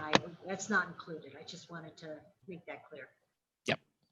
Chris, let me ask you a question. After you give us the report, if there's things that the council, the planning commission wants to see, is that something we could just add to the report? Yes. I mean, we can add to it. Sorry, say again. I know obviously it matters what it is, but it's something that can be added to the report. Yeah, sure. It like you said, it kind of depends on what subject matter we want to add on to it, or add to it in an addendum or something like that. Okay. Or we can also create a separate memo for specific topics if that works better. We're turning this report into UDOT, isn't that correct? I believe so, yes. Yeah. I mean, they're the ones that told me to hire you, so I'm sure I am. Well, thank you to whoever at UDOT said that. And I work out with UDOT, so that's right. Yeah. Okay. Thomas, you okay at this point? I'm good, thanks.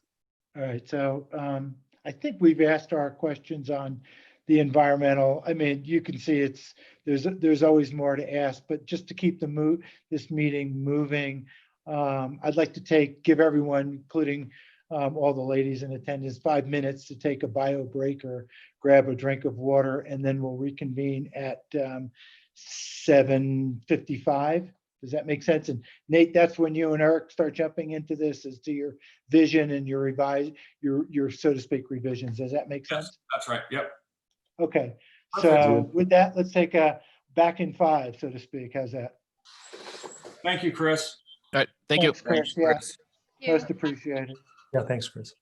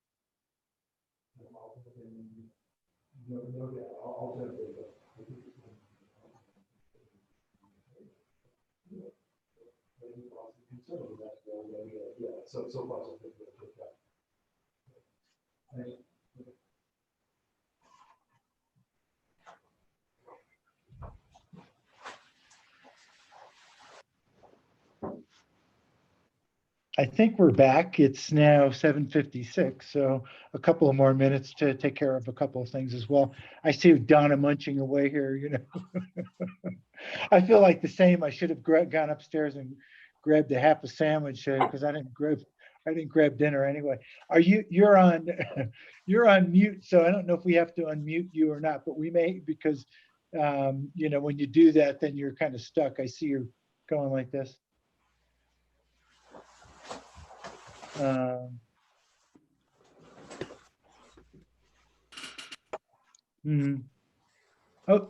you're okay. Also unmute. Want to Eric. hear you. um, Didn't Got it. want you to hear me munching. But I do that in all my remote meetings these days, you know, so you want to hide yourself. But hey, listen, it's almost 8 o'clock and we've gone through two pretty good sections here. It's time for Nate to give us his big picture view and his, you know, some of the revisions. And I would encourage, you know, the commission to continue to ask, you know, questions, to share thoughts about what their visions, or let's put it this way, what their concerns or challenges are for this area. You know, and so let's give Nate his chance to present, and then we'll get our chance to also share our thoughts and opinions as well. So Nate, if you're ready. Yeah, so I'm gonna have Eric do the presentation. He's the planner. So go ahead, Eric. Okay, Ralph, I'll share my screen if you're able to let me take it. And Kathleen, can you take control since you got the master?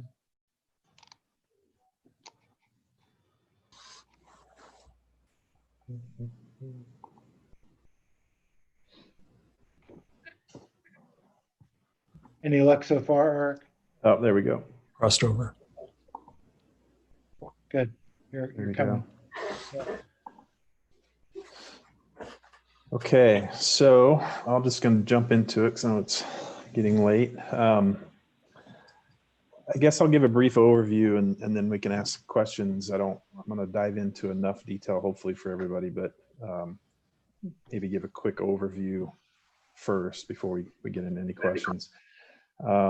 So just for orientation, I know everybody knows, you know, the property and where we're at, but on this map, north is actually to the bottom of the page. And I told Nate the other day that, you know, this is kind of like how we do ski resorts, where you have the highest point at the top of the page because everybody skis down to the bottom. So it doesn't matter where north is, but so north here is straight down Highway 248. You can see here along the south or on the bottom page, Bottom part of the page, Park East for reference, BMC building materials here. Obviously the Jordanelle Parkway coming in through here. So what you see in green is roughly the property, the 348 acres. This piece right here is actually not part of the property, but I did include it as a green space buffer as we got into this. But the plan as laid out is really organized around 3 villages. And so those would be the town center village, which you see here in kind of the brick red, that is really centered on existing Richardson Flat Road, which runs through the property right here. So that road has not been moved in this plan. It's exactly where it's at today. Comes through the town center and then exits the property over here. The second village is a residential village that we're calling the Meadow Village, and that's located here. Incorporates a school parcel, possible church parcel, a mix of residential products in this, as well as open spaces and trail corridors, etc. And then as you get to the southern end of the property, at the top of the page, we have a saddle village that's up here. And I think that what's interesting when we organize this into these villages, it's both for use distinction, but you really also see the amount of clustering that we've done here, to maximize the amount of open space that we are preserving, but also giving each of these villages kind of their own sort of identity in some regards. And so, of the 348 acres, you've got at least 206 acres in open space, which is about 59%, almost 60%. So that's been a big focus of this plan. It's been a big focus of every plan I think that we've put out there since day one is to not put development across the entire property, but to create some special places that are surrounded by open space, and that the open space is accessible, and we'll get into that a little bit as well. So, really the core of this project is the town center, as I mentioned down in here, and I'm going to zoom in on that a little bit, so hopefully it tracks okay. This location is really focused on, it's the flattest piece of ground. It also happens to be in a great location next to, the rail trail that runs through the property here that you can kind of see in orange. And then it would also be centered around a 4-way intersection that would be created with the road coming in from 248 from the south part of the property, or the south portion of the page here. And so we really create this 4-way intersection that starts to establish this retail core, this retail and activity core that would create the framework for the town center. So the town center would be, as proposed, would constitute 80+ thousand square feet of retail.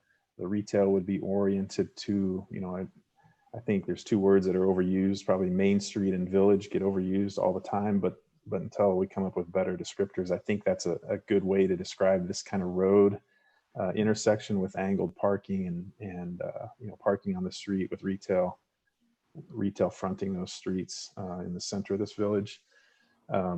So the retail component, I've shaded a little bit darker red. So this is where we anticipate the retail to be. And a big chunk of this retail would be focused on and centered around the plaza. That would be the lower terminal to a proposed mountain lift base that would take you to the top of what I'm calling Richardson Peak.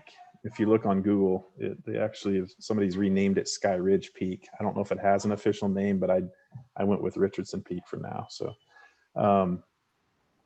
the retail is really centered around that activity base. And not coincidentally, we also located that mountain lift hub directly adjacent to the rail trail. So I think, Thomas, you started to mention the opportunities to connect to this property non-vehicular access options, and that is one that you could get into this town center core on a bike or walking, hiking on that rail trail, get on the lift, get up to the top of the mountain, ride down the other side, and connect into Sky Ridges trails, Hideout trails, future Mayflower trails, the new portals, etc. So we really embraced this hub, this lift plaza as the anchor to this. So we're providing retail uses that we anticipate would run the gamut from restaurants to boutique shops, mom and pop shops. We do have about a 24,000 square foot grocer that we're putting here. And just, for example, we've put the front door to the grocer here on the left side where you could park, but we anticipate you could have a cafe within that grocery store that would have spill out seating onto the plaza. So really trying to activate this entire project while also serving the area's global, regional, sub-regional commercial needs as well. Minimizing the amount of parking that you see by internalizing that. We are looking at parking, angle parking on the street. One of the things that does, and I think one of the references to this curve was made earlier. One of the things that both the curve and the on-street parking will do is to slow traffic, and people won't be expected to blast through here. We don't want this to be a connector or a collector or whatever you want to call it. We want to slow people down and have this be a destination that feels pedestrian friendly for those people that are coming in cars. We want the pedestrian to be first. Other uses within the town center that we've contemplated is the police and the fire station. We have that here on the right side. This is an ideal spot just because of the fact that the pull through for fire trucks. That's a good spot to do it without having it directly impact, more of the active pedestrian retail experience. We're also anticipating a hotel type use on this corner that would have structured parking underneath that hotel and would anchor the other end of that retail street. And then as we go to the west or the left here, we're contemplating condominiums that would be over structured parking. So all of their parking would be underneath the buildings. And in the front portion of those condominium buildings could be mom and pop, live work or small commercial retail uses that would front the street. So we're pushing all the parking behind that use and putting it all under the building with some guest parking that would occur on the street. So parking is always tricky. We want to downplay it, but the retail guys need it. So finding that balance, a full parking lot is a good parking lot. Too much vacant parking is a bad scenario. So I think understanding, the needs and just how many people we can bring in here via a bike or hike. Thomas already committed to doing all his shopping here. He said on, is it an e-bike, Thomas? I think.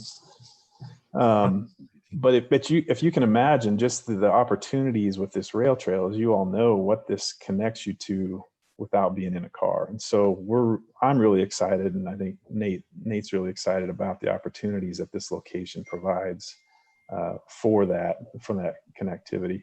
And to me, the lift and the opportunity to get people up on this mountain, and I'll zoom out a little bit again, but the miles and miles of trails that can access, but maybe they start the day, with a sandwich or a burger, and end the day with a cocktail or an ice cream, in and out of this hub really, we think provides that activation that, retail these days is more and more experiential based, with Amazon and the daily needs being met online a little bit more. The experience of the retail component of this town center is something that we're really excited about. The last part of the town center that I wanted to mention was an assisted living facility that's just on the other side of the rail trail. I like this location because the assisted living component is close enough to the town center that those residents can be activated by that, but they're not so close that noises and lights and I just admitted somebody since I have control. I don't know if that's okay or not, but the assisted living facility that, it's separated enough, but yet it's still a vibrant part of the town center. And then also it's on that transportation corridor as well, so that visitors or residents within there can access that as well. So we think that's an important component to that. They're not pushed off in the corner. They're not next to the highway. They're an integral part of the town center. I'm just going to zoom out here and talk about the other two villages. And really, I've worked in Park City and Summit County since 1994. So I started with the Jack Johnson Company, and you probably know, I think Jack Johnson's kind of like Kevin Bacon. You know 6 people that have worked with him, or however that works. But he's always dealt with mountain planning, and so we understand topography. I started my own company in 2006, and I rarely work on a flat piece of property. And so these two villages really are set in there, and I'll show you at the back of the slides here some of the Google Earth imagery that illustrate how these set in there, and that we've really tried to maximize the clustering and tucking away these residential villages as much as possible, and really respecting the topography. Even if it is buildable, it doesn't always necessarily mean we should build on it. And so these two villages, the Meadow Village and the Saddle Village, are a mix. The Meadow Village, we're proposing some affordable housing, multifamily, that would be in a stacked apartment or condominium style, with surface parking and potentially some garage parking. That is located here kind of at the core. And then that's surrounded by some townhomes of various sizes that are all oriented. They're all alley loaded, and they're all oriented onto green spaces or parks or walkways. And so all the garages are turned in so that you don't see those from the streetscape, and that you orient the front doors. And I've done that with all the townhomes through the project. Is all the front doors are opening onto streets or greens, and what you see is the pretty side of the buildings. And then both of those villages are surrounded by a mix of single family residential that do fall within your current zones, whether it's an R6 or an R20. Or I'm sorry, an R6 or an R3, and you can see those, and you can see how we attempt to follow the topography as best possible. The Mountain Village, as I mentioned, does have a 5-acre school parcel here, as well as a potential church parcel on this corner. I think this is a neat spot for a church. As you come around the corner, you have the opportunity to have that. In a lot of small towns, the old church was what you first saw as you came into town. The steeple or the architecture of that, I think, can be a pretty prominent element there on the corner. The Saddle Village is similar. It's centered with a village green here in the middle, and it's surrounded by townhomes, and basically, a pretty common planning principle is as you move out from the core, the density drops until you get to the edge, until you get to the open space. And that's what we've done here as well, is the townhomes in the middle and the smaller lots are next, and then a little bit bigger lots are on the edges, and then you get into the open space.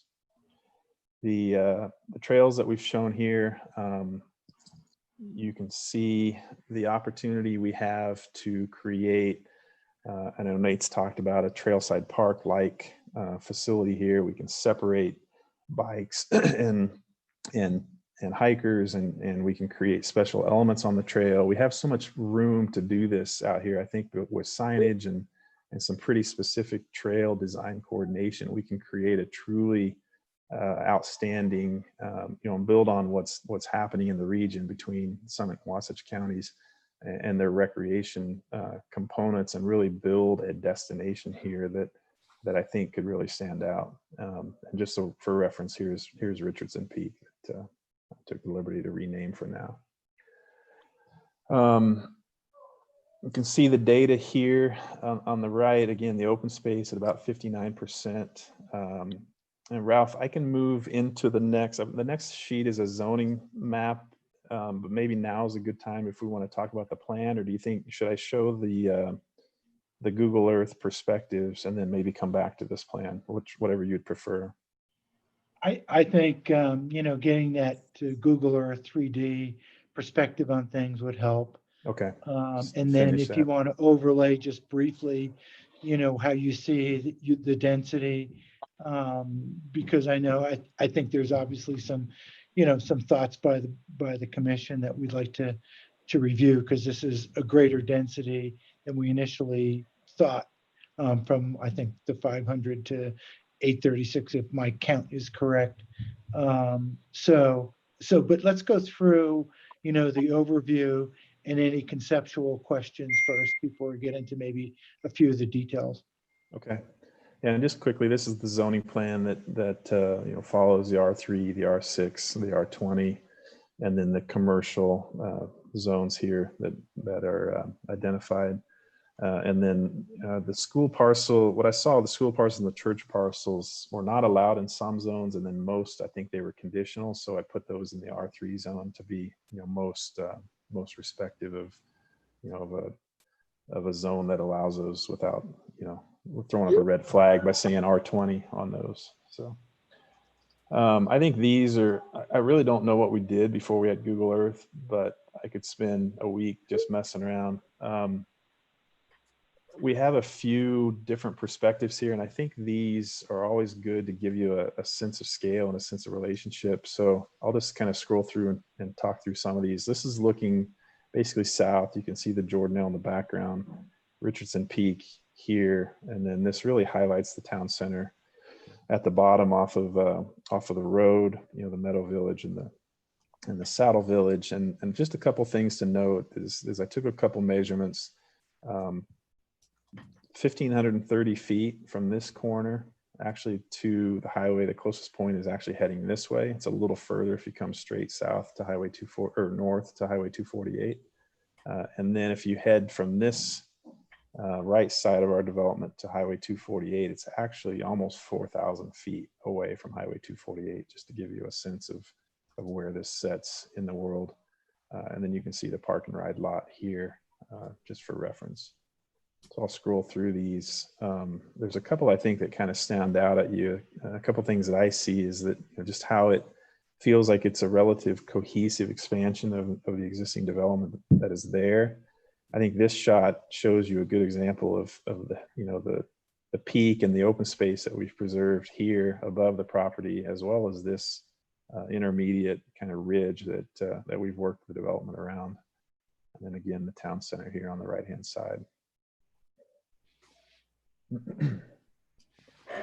So this is a little bit more of an overhead and kind of looking north and west with the interchange with 248 and Highway 40 here in the background. And you can see Park City Heights here. And again, this just kind of shows you the clustering. Nothing earth shattering here, but it gives you, if you have some time, you can kind of start to look through it. This one looking west shows you a relationship with Park City, the canyons, again, Park City Heights in the background here.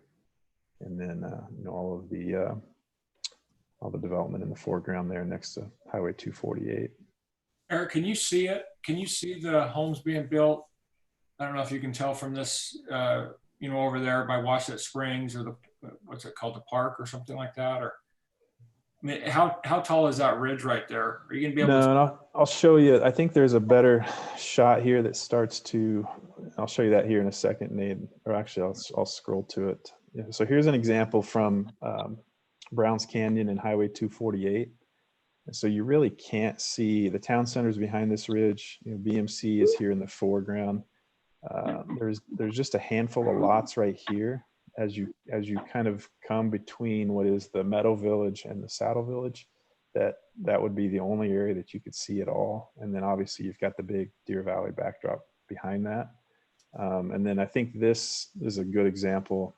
This is actually from, I think what you said is a temporary construction access road onto 248. None of the development, this is that ridge line that you're talking about. Nate, none of the development is visible from there, and it's I don't even think it's close. It's all up and over the backside of that, and I think that's a pretty interesting shot. And then this one, and that road goes away, correct? Or am yes, yeah, and I picked it because it was a good spot that I thought everybody probably knew, or you could go to and kind of stand there if you wanted to. But I do understand that does go away, Ralph. As soon as Jordanelle Parkway opens up to Mayflower, that goes away, supposedly. Right. It's hard to take it away once it's there. Right? Yeah, I know. Yeah, especially since it's useful right now from a safety standpoint. Yeah. Okay. I thought this one was interesting. This is from the road that is called Peace Tree Trail. That is I guess it's the north entry gate to the Deer, I think it's called Deer Trails. Looking back in that same direction, back towards Park City and back towards Deer Valley.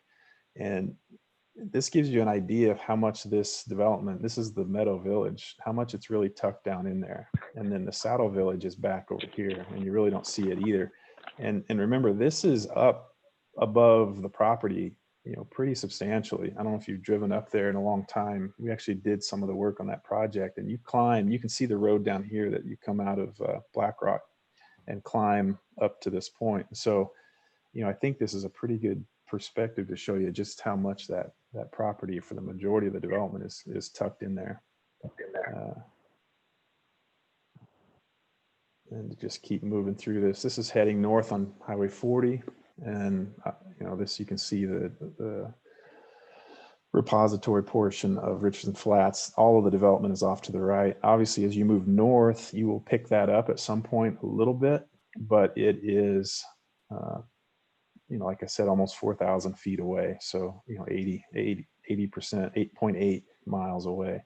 And then this is a good shot. So this is on Highway 40 looking east. And then if you look, this road right here is where Richardson Flat crosses under Highway 40 and heads out to the development. So you can see the town center located here, the Meadow Village, which is primarily behind this ridge line here, and then the Saddle Village that sets in the saddle, and then, you know, good reference point to Richardson Peak there. I thought those were all pretty interesting perspectives to say the least. So any questions on those? Or Ralph, I'll go back to the plan, because I think that's kind of the high level, and I know I probably missed several things. A couple of questions here, Eric, and before, you know, everybody else jumps in, because which we should do, because I mean, this is the essence of what's going to happen here if it happens, so to speak. But, you know, connectivity you brought up as, you know, is kind of critical. Good forethought to interconnection of trails all the way into Park City. You have kind of a lift, which is a great idea, from the, you know, into a peak. Is there, I mean, but a lot of the folks, let's put a majority of the folks come to Park City because they can go skiing. Is there going to be access or connectivity to, say, Mayflower, Deer Valley at this point? Because that's the closest, so to speak, and that's expanding. So do you envision, is that still going to be by car traffic, standard auto traffic, or is there any vision to do some connectivity there? What are your thoughts on that? That's a great question. We actually are doing the planning for the Mayflower project as well, and I know that, you know, one of the things that we're talking about over there are alternative methods to getting people there, because, you know, the worst use of land in a ski area to me is to park a car there. So I anticipate, you know, you could ride this lift and hike over there in the winter. I don't know that that's completely reasonable, but what we've talked about is a, you know, shuttle system between, you know, that resort, the bus system. Obviously, that, you know, the mass transit is never going backwards from anywhere that I've seen. As it continues to develop, it always improves, and so we're only going to see that mass transit component improve. Some of the other things that resorts are doing is charging a premium for parking to incentivize people to drive or to take mass transit there, and I could see a lot of that happening, you know, with this development. And then the other thing they're doing is, and we do the planning at Powder Mountain as well, is that they actually give, and it's great for the college kids especially, but they actually give discounts for those that carpool, you know, to save $5 or $10 off a lift ticket. I don't know that Mayflower is going to do that, but I think there's definitely some things that you know, this is part of a bigger picture in the transit, you know, conversation. And I think the best part about this is it's ideally situated to, you know, maybe you ride your fat tire bike in the winter down and you park it here and you get on a shuttle system that takes you to, whether it's Mayflower or it's Deer Valley or Canyons or Park City. I think it's definitely and Nate has said this since day one, is it's a critical part of the solution that we want to contribute to. And just to touch on the transit part of it too, that having a school parcel, for instance, probably takes 2 trips a day away for those school age kids, taking them to elementary school and going and getting them and coming back. So having that, and I don't know if Chris is still on, but that internal capture, of having even just a school site reduces the trips in and out of this substantially. Yeah, good Probably point. a longer answer than you wanted, but. Well, nobody wants to send their kids to be on a bus for an hour, that's for sure. Not only the danger of it, but it's just not something that you should subject a school age child to.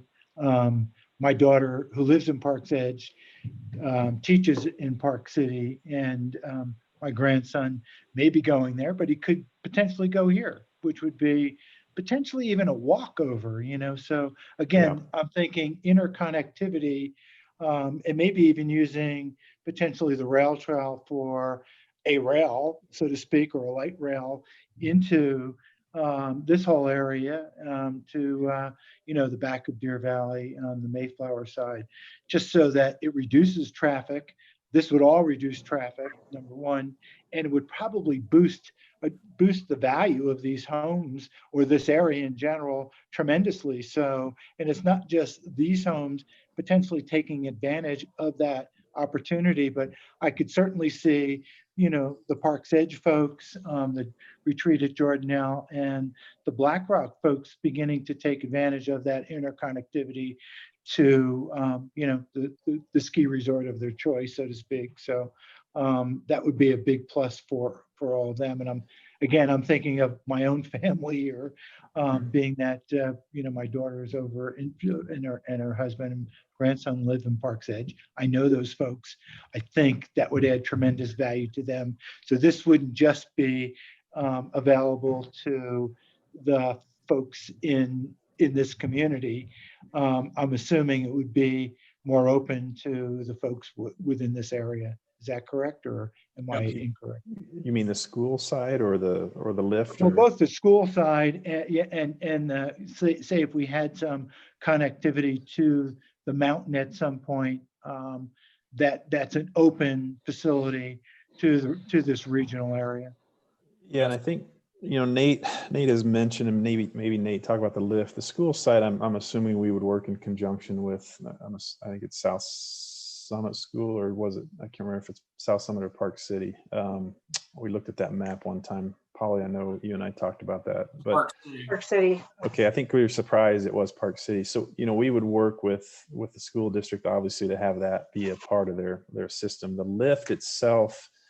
And all the trails, from what I understand, Nate, you're running through some metrics there to understand, how that needs to be maintained and Yes. and financed, et cetera. So I don't know if you want to expand on that. Yeah, I mean, right now what we're looking at is the HOAs. There'll be a HOA for the shopping or the retail part of it, and there'll be an HOA for the homes. The HOA would run and it would be part of their association to do the lift. So obviously I would be buying the lift, but they'd do the management and maintenance of it. And just for scale, thanks, Nate. Just for scale, that's about 5,000 feet.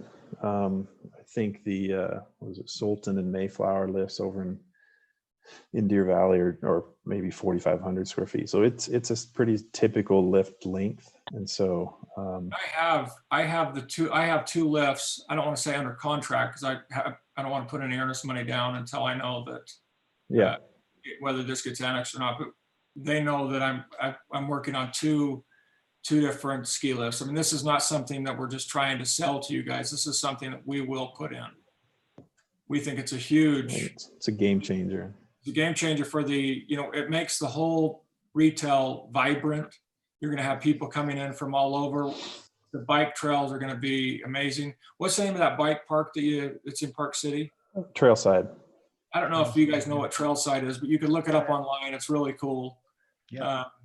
But that's the vision I'm seeing. I don't know if the planning commission and town council have the same vision. If they don't, then we'll change it. But right now, that's the vision I'm seeing. So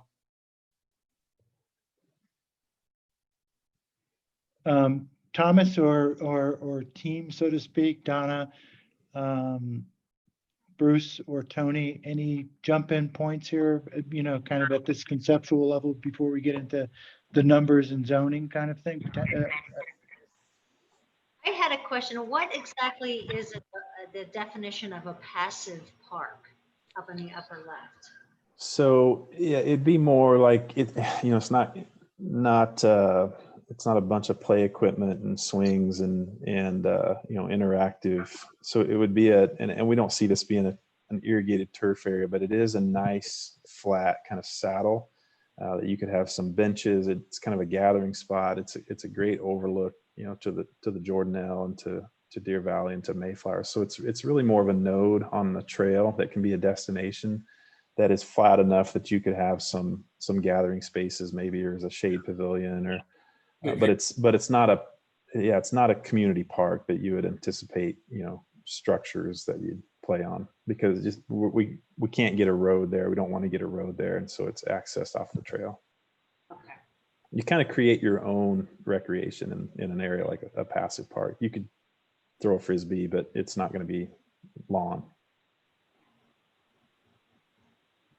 And we also, you know, we think that there's some opportunities as well at the peak, you know, to maybe do a kind of pictured like a national park type viewing platform, where maybe there's some storyboards that could point to, you know, when the Jordanelle was formed or why, or, you know, Keatley or whatever, the Mayflower mine, you know, the history. That I think just creating these kind of interesting things along the trails is, you know, another component that we'd like to explore. There's another smaller kind of peak here, you know, just some places that people can go and gather and meet and interact and you know, or maybe they just ride right past and they come back the next time. But just to kind of, you know, build on that outdoor engagement. So are there any planned, you know, actual parks here, so to speak, or what I would call dedicated recreation areas? I know that was I believe it was on the original plan that was shared to the public, but where do we go from here on something like that? Yeah, so typically there's a couple things that, you know, this village green is large enough that play area would be a component here. That would make sense. It's got a street on both sides of it and would really be centralized to that location. We have the opportunity to do the same thing in here, but what we've also done before is had a shared use agreement with the school, because they're going to have park and play components as part of that if it's an elementary school. And so I anticipate we could have something there that, you know, I'm in Sugar House, I live right next to the elementary school, and that's our closest park, and that's what we use. And, you know, when the kids are in school, they're not using it anyway, and when they're out of school, it's available. And so I think there could be a good, you know, this is nice and central to basically everybody on this Meadow Village in the town center from a residential access standpoint.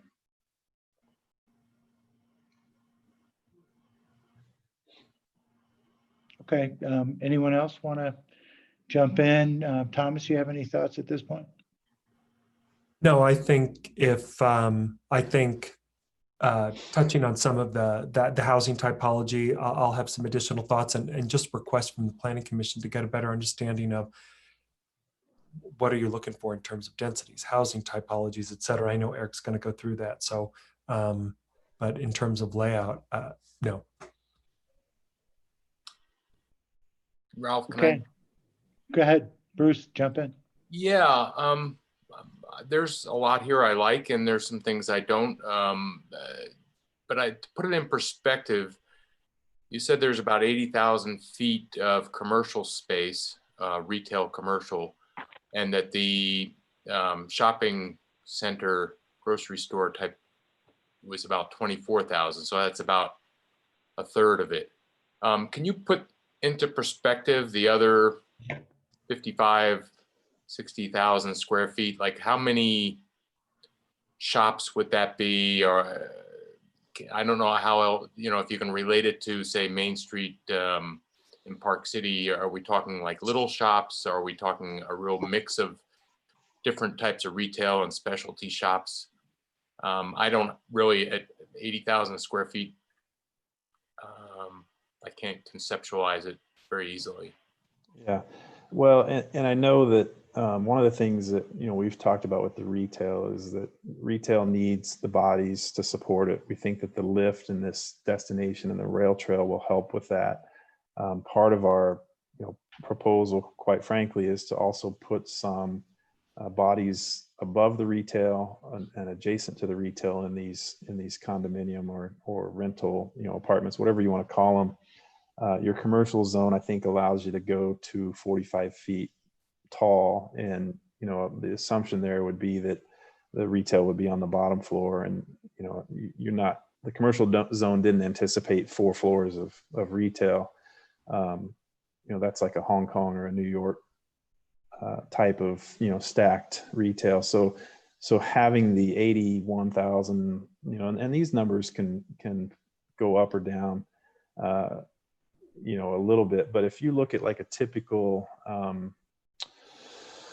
Main Street Park City, Main Street Ogden, Salt Lake's a little bit different because you have a little bit more diversity, but there's shops that are 16 feet wide by 50 feet long, which I think is, if I'm doing my math right, it's about 800 square feet, 900 square feet. If you double that, so we're not talking about big shops. I think we're talking about restaurants, and a lot of restaurants are going to be in the anywhere from 2,000, 3,000, 4,000, 5,000 square feet. I think what we see here, what I anticipate here are maybe moderate sized restaurants, but because of the access to the outdoor space, the patio space, and the at some point when we can all go to a restaurant and eat inside, the outdoor patio space is still always the preferred if the weather is conducive. So we have the opportunity to expand on that 81,000 square feet in various ways, rooftop decks and really some just fun kind of traditional, mom and pop shops. I just, Nate, maybe you can expand, but I just don't see big retail users here. But 80,000 square feet can support, obviously, take away that, let's say it's 20,000 for the grocery, you still have 60,000 square feet of space, which is it's a pretty substantial amount of retail. Yeah. I believe it was at a previous, last week's meeting, somebody had mentioned, maybe it was Nate, that it was equitable to like the Redstone. The acreages. I don't know how many square feet their retail is, but the acreage is the same, about the same. Yeah. Yeah, I mean, I'd be, my concept is more of, pedestrian walkways. I don't like the streets going right through the middle of town. That way, I like to see wide sidewalks where you could have outdoor seating, especially with this environment we're in now, which who knows how that's going to play out in the future. But it's always, the weather here for 6 or 8 months of the year is great for eating outside and just being outside and enjoying the outside. So rather than see more streets go through town, I'd rather see some pedestrian and plaza type situations and have the streets go around town. Yeah, it's a tricky balance. You and me, but the retail guys want eyes on their front doors. And so what we see a lot of times is the ability. And so if you look at this, a lot of the parking is tucked away behind. So the concept is you give a driver the opportunity to come through and see the space. It's just like Main Street, Park City. Rarely are you going to find the spot right in front of the store, but you see it and then you can go and you can park and you can walk back to it. It's a tricky balance for sure. The other component, and that's what I was kind of touching on early on, was that we're really trying to slow that traffic down. So the curve is going to help do that. On-street parking is going to help do that. The pedestrian lights and the banners and the hanging plants are going to do that. The signage and the activity. So, this is a great time to talk about, the importance of this plaza. So, it's not by coincidence that this is oriented so that you get the good south and a lot of, western exposure for the sun. As you know, in October or November, if the sun's out and it's 35 degrees, you can still sit outside and enjoy a lunch in Summit County or Wasatch County and Park City. So we've thought a lot about that, with this layout. And then, what we see is at least 15 or 20 feet or more on a lot of this pedestrian space where that you can have that spill out dining and have that operate effectively as well. So obviously there's a lot of details that we've got to get into with that, but the concepts I think are there to not only provide for, if we were to do this and the lift went in, this would be the first phase. And then, in this area, the other thing that we've really focused on is how can we make this work in a way that, you're not going to get all 80,000 square feet of retail at once. But if you can get 20 and it's the grocer, that can relate to this plaza. And then you add on here and then this wraps around and it can work without feeling like there's a hole in the, in the plan, and that we can kind of phase that as well, because it's got to work, from day, at day one and also, 10 years in. So it's more of a phased approach, and you would build as you get commitments for these retail shops. Yeah, Nate would have to answer that. I'm assuming, obviously, from a business standpoint, it's use based, but there are projects that have built, you build it and they will come type things. But I think that there's a definite, there's got to be a phased approach, just like there will be for, any of the residential as well. You don't, when we do these projects and everybody says, well, you're going to double the size of Colville overnight. Well, it's not going to happen overnight. It's going to happen in 20 years, and the cities and the towns are going to be growing along with it. And that's how we see this as well. The residential is going to be phased, the commercial is going to be phased, and hopefully flexibility to respond to the market, because who knows what retail is going to be like in 10 years. But I do think that you're always going to want the experience to go eat, go meet people, recreate, and get out in our, in this climate. Do you have, Eric, or Nate, do you have a feel for, we're looking at an overhead view here, any feeling for the architectural design, so to speak, or motif? Obviously you hit it on the head regarding the demise of retail.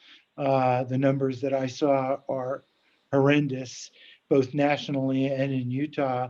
The statistics are bad. So if it is a phased approach, do you see an anchor location like, say, call it a Trader Joe's coming in there, or something of that situation to begin? Or is that going to be dependent upon filling out of some of the sales of the single family or townhomes? Because, one of the things that we really would like is to get some of this commercial to offset some of our costs, so to speak, and to provide some of the basics that we don't have to drive into Kearns Boulevard, which is really a, kind of a primary challenge that we've had, resulting in some of this coming on, so to speak. So do you have any feel for either the architectural, and thematic, so to speak, and or, how you're going to phase this?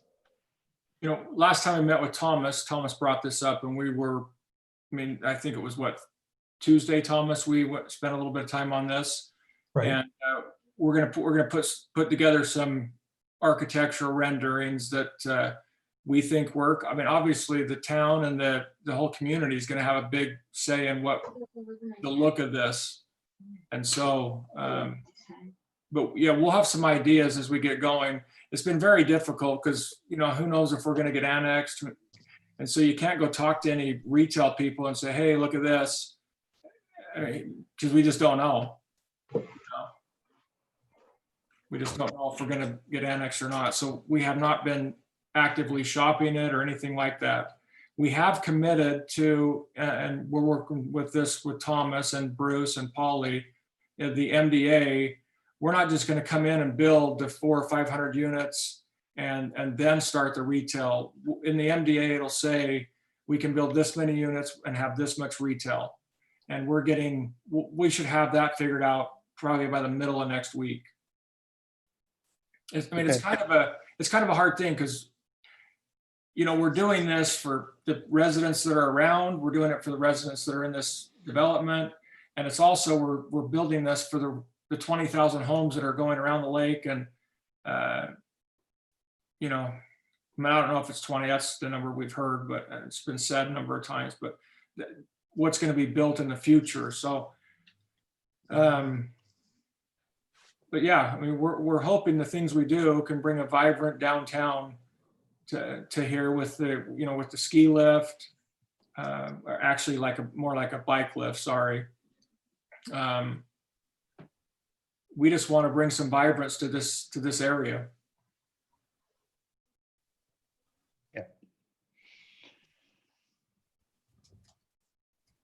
I just real quick, I don't see where the rail trail is there along Richardson's Flat. Is that? It's the yellow one. It's the yellow. Oh, Yeah, okay, the yellow is the rail trail. Then where is the Richardson's Flats Road? right here. Ah. I see an existing flat road. Okay, now I understand. So yellow is the rail trail. Okay, thank you. Yeah. So that brings up a good point. That road would be widened quite a bit in that area then. It would be, yeah, I mean, back to the traffic study, it would, I don't think it's a super narrow road. You can't have on-street parking there. Yes. The road's only about 24 feet wide. Yeah, I mean, you would add, you would be adding on-street parking, you would be adding drainage, it would be a complete kind of road enhancement through that stretch for sure. Is Richardson Flat Road, is it a 32-foot standard road? Or is it seems narrower than that? It's probably more like 24 feet would be my guess, 20 to 24. I stepped it off today at 24 feet. That's what I would guess, yeah. Yeah, so that doesn't There's no support curb. standard emergency vehicles and, so it's got another 8 feet to go, I guess, at that point. Is that what you calculated, Bruce? Sorry. Did you do who ran the calculation on the road width? Was that you? Oh, I just walked it off, pasted off at 24 feet from just the paved portion, and there's no gutters or anything along the sides. It's just gravel, dirt. How big is the right of way for it? How much bigger could it get? I think it's about 20 feet on each side. It's pretty big. And you'll see, we have some stakes in the right. You probably didn't know what you were looking at out there, and they may have been taken, but we have marked the right of way. So if you're driving down if you're driving down this road here, you look on either side, you'll see a stake. It might say right of way. I think it does right of way. Yeah, you can see how wide it is.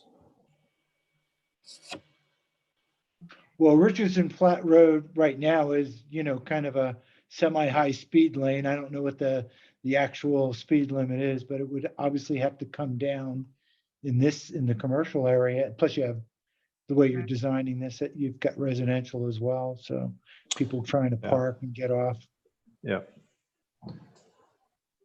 And the other thing is too, because I see where the rail trail goes across right there, Richard, yeah, exactly right, Richardson's Flat Road. It would really behoove us to look at going under that road with the rail trail. Just like it is at Kearns Boulevard, the right there goes underneath the under Kearns Boulevard toward the hospital. There's like a small tunnel.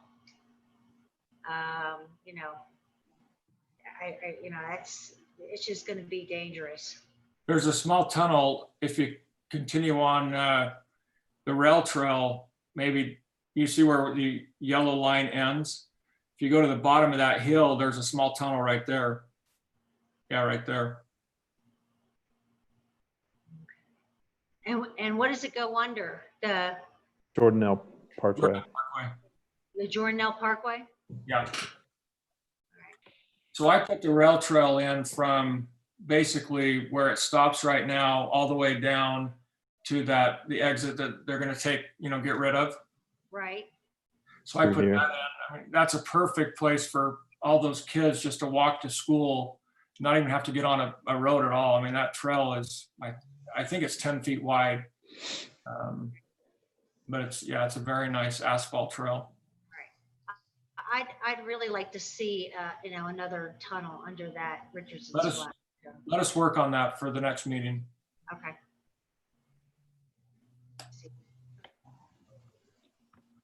Right there. Yeah.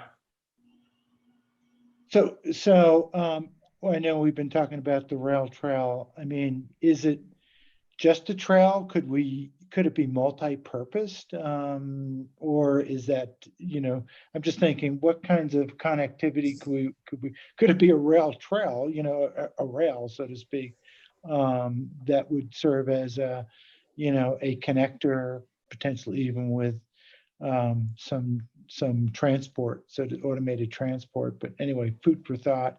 For sure could. It's actually, it might only be 10 or 12 feet wide, but it's actually between 60 and about 100 feet wide is the actual rail trail easement.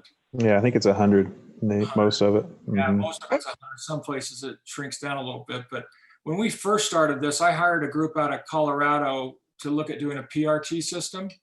And that's where you just get in a little van or a little car, and there's no driver, but they're driven by magnets in the road.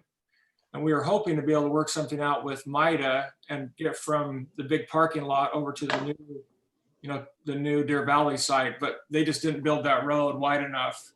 But I know if Summit County or Park City ever want to do something on the rail trail, it'd be a great opportunity, because it goes right into downtown Park City. It basically goes to the new Deer Valley sites, the old Deer Valley and then the new Deer Valley, and then it goes to Colville. I mean, you could really do some amazing things on the rail trail. I think So- there might be some restrictions when it went from rail to trail. There might have been some kinds of restrictions to limit what it can be used for. I'm not 100% sure about that, but that's something that should be looked into. No one said anything when we were working with, I forget the lady's name that is the traffic, she's over Caroline? transportation. Caroline. Yeah, Caroline. She never said anything because she really loved this. She loved the PRT system. So And at this section, it's not paved, right? Or is it paved Right. here? No, it's not. we will pave it. And would that connect again to like the Park's Edge area? So some of the folks within that retreat at Jordanelle and other areas, could they take advantage of that, or is? Oh yes, that's exactly what we're tying into, Ralph. I don't know if you can see it, if there's a good picture of it, but like I said, I built the trail in the back of Wasatch Springs going to that road that Right here. right here, yeah. So It comes around the backside. Yep. Uh-huh. Goes all the way to there. And then the new Jordanelle Parkway is picking it up from there on. But yeah, we'll bring it all the way to and attach to the trail we've already built. Yeah, so that you can use it, so I think we're on the same train of thought here. Obviously, the people who live in the area can, obviously take advantage of the commercial and the school. And then you potentially eliminate some traffic, and then you potentially also apply some transportation for the kids, for the students going to that school that may take them off of car traffic or bus traffic even, so I would would serve hope- multi-purposes. I would hope that a lot of the people are riding their bikes or walking. I mean, it's not very far to walk to the Yeah, it's true. Yeah. And on your bike, you can be there in 2 minutes. You know, if you have an electric bike, you can get there very, very quick. So, yeah, I think it's just going to be great for this area.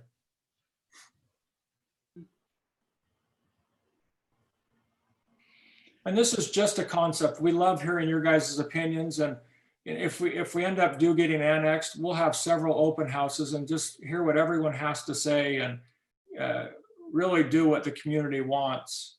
You know, with the retail and even the housing. So before we break off here, I know we're approaching 9, and I swore that we weren't going to go too far over that. Could you overlay some of the numbers here? Oh, here you go. Thanks, Eric. Because this is where I thought we really wanted to get to a more balanced single family home with larger lots. At least that was my idea. And I think everything I've heard from people that I've just run into, you know, in town, you know, the balance of townhomes has just gone overboard in Hideout. So, and even with Park's Edge and Retreat and, you know, Black Rock, you know, you've got a predominance of townhomes, so, or multifamily kind of scenarios. So this would offer the area a tremendous balance if we could just get more larger lot single family homes. So where do we stand from your last, you know, update on this, and give us some reasoning why, you know, you've gone to this approach or whatever approach we're at right now? well, if you remember, we had a bubble drawing last time, and this is basically what the bubble drawing we had in mind with the bubble drawing. We didn't know we have more lots than we thought we could actually put on here. And don't forget, we have out of 348 acres, we have 206 acres that's open space. And so it's not like we're trying to just cram it in here. You know, the road system works really well. The one thing that, you know, I wasn't planning on putting in was this affordable multiple, you know, multi-housing.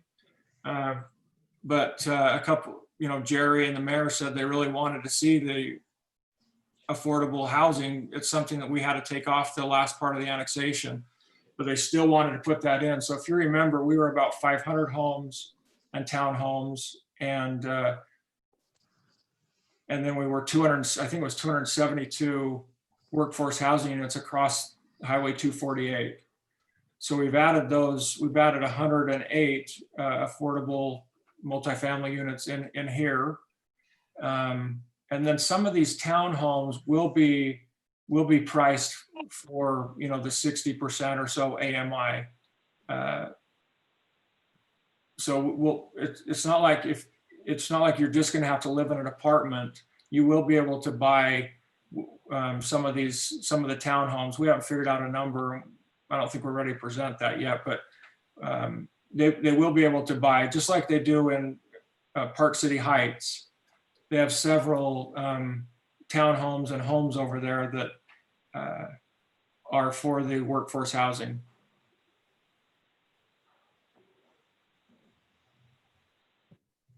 Okay, so we're at, so at least in this rendition, you did go from 500 to, is it 836?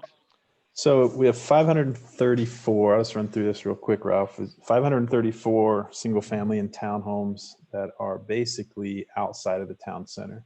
And we thought we were going to be 497, Ralph. So we added a few. So we could make some of these lots bigger, and lose a few lots. And you know, like, yeah. I was gonna say 108 affordable there in the core. You know, relatively close to the school site.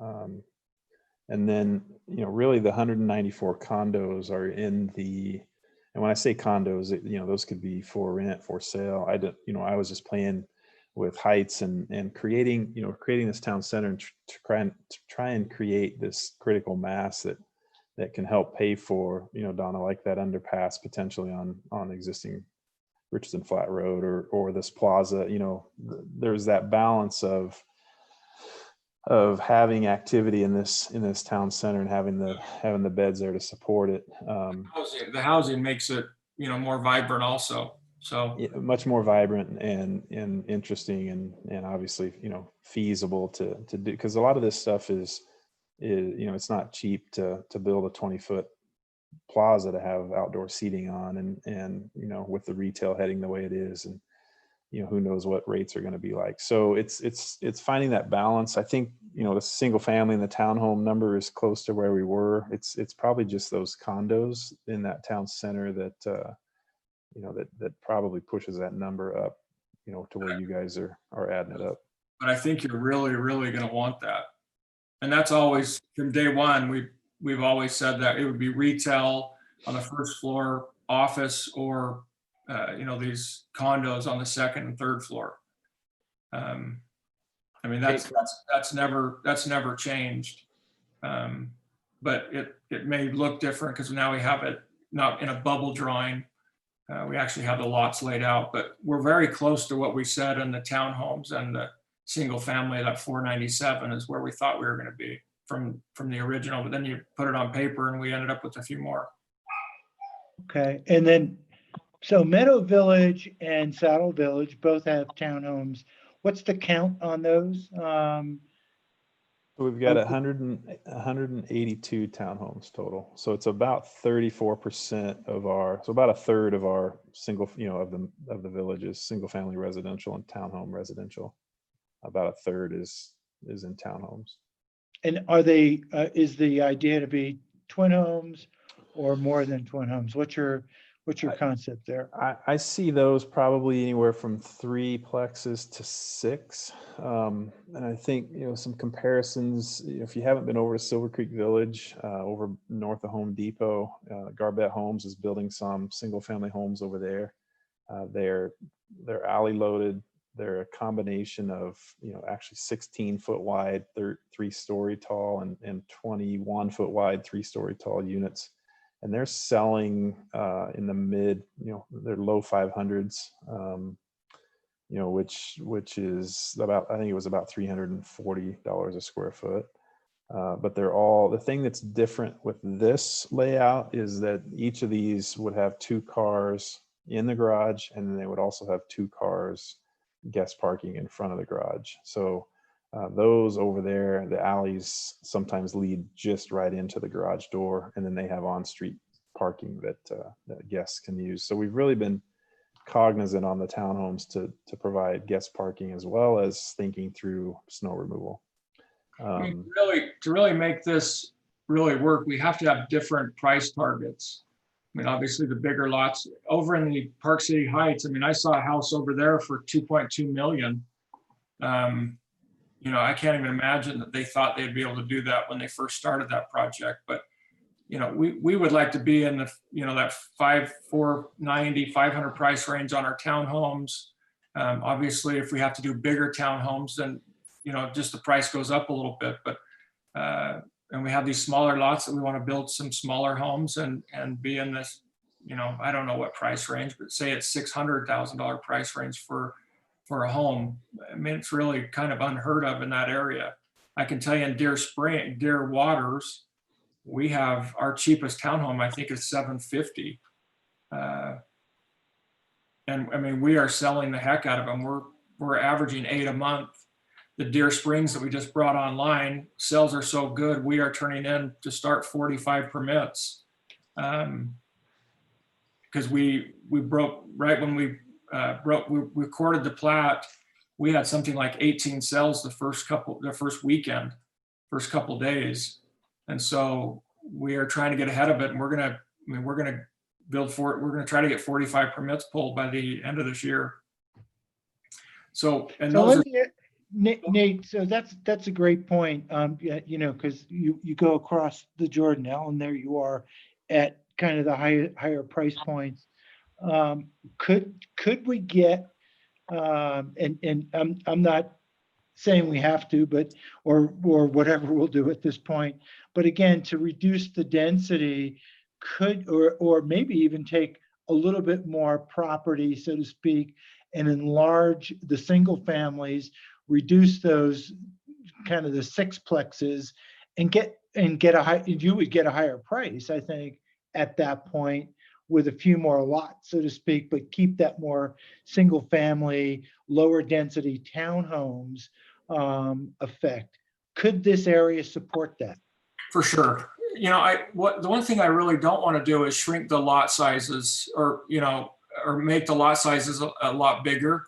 Because most, as you know, well, the two subdivisions I have up there and even Lakeview, you can't do fences. It's almost like you don't really have a yard. And with the way the water is, you can't really landscape that much. And so I think for sure we could take some of these sixplexes and make them threeplexes and make them bigger and even have more open space or more park space, and reduce that number down a little bit. But I think you want some of that product at least around the school, and you know, around the apartments. Let us play around with that. Maybe like in the Saddle Village, reduce those, you know, sixplexes down to threeplexes and see what it actually looks like. I mean, even if you had to, you know, reduce a little bit of the open space, because there's so much open space there, you know, outside of your area. And I'm just thinking it will, again, reduce the number of multifamily units in the area and get a much better, I guess, balance in this area, and yet maybe afford you with a higher price point, because you're already telling us that you're getting those higher price points in other areas. Wouldn't you want to continue that approach while reducing density? So food for thought as you noodle this, so to speak.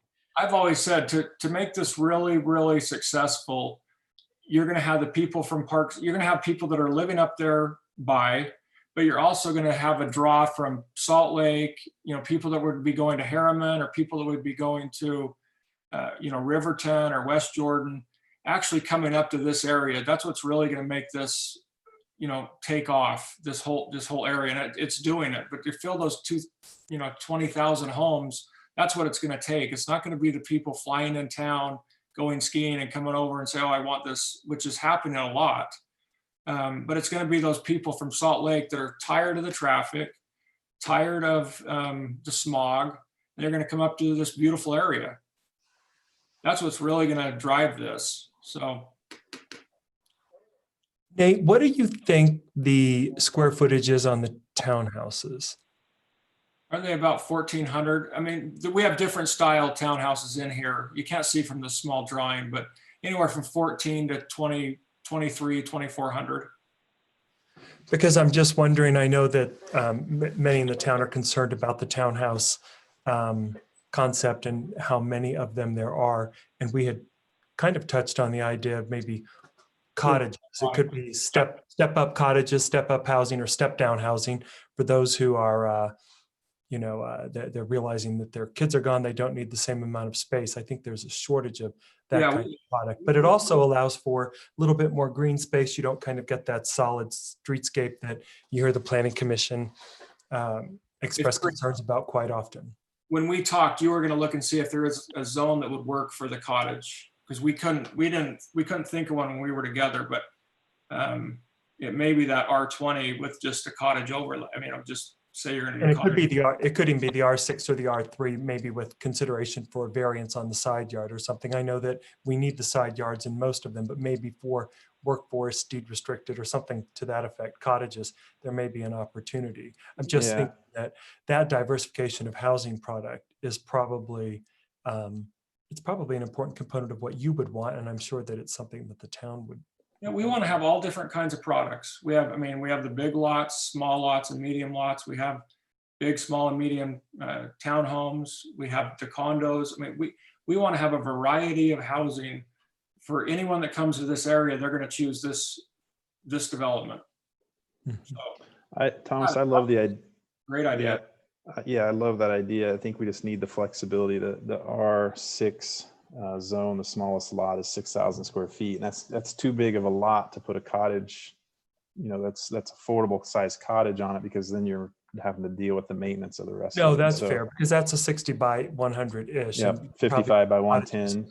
Mhm. 40 by 75, 40 by 80, even less. Yeah. So I So- understand. I think that the planning commission would potentially entertain that kind of variant. And not to belabor that, but Daybreak is currently doing a village that they call a value village, which I think is a horrible name. And surely they'll brand it something different, but it's basically 35 foot and 40 foot and 45 foot wide product by 75 to 85 foot deep. And it's exactly that, 10-foot sides, and you get a nice house, and then you spend the money as a developer on the park spaces and the open spaces and the trails and sidewalks, et cetera. So How many of those, do they have a bunch of those units built that we could go see them?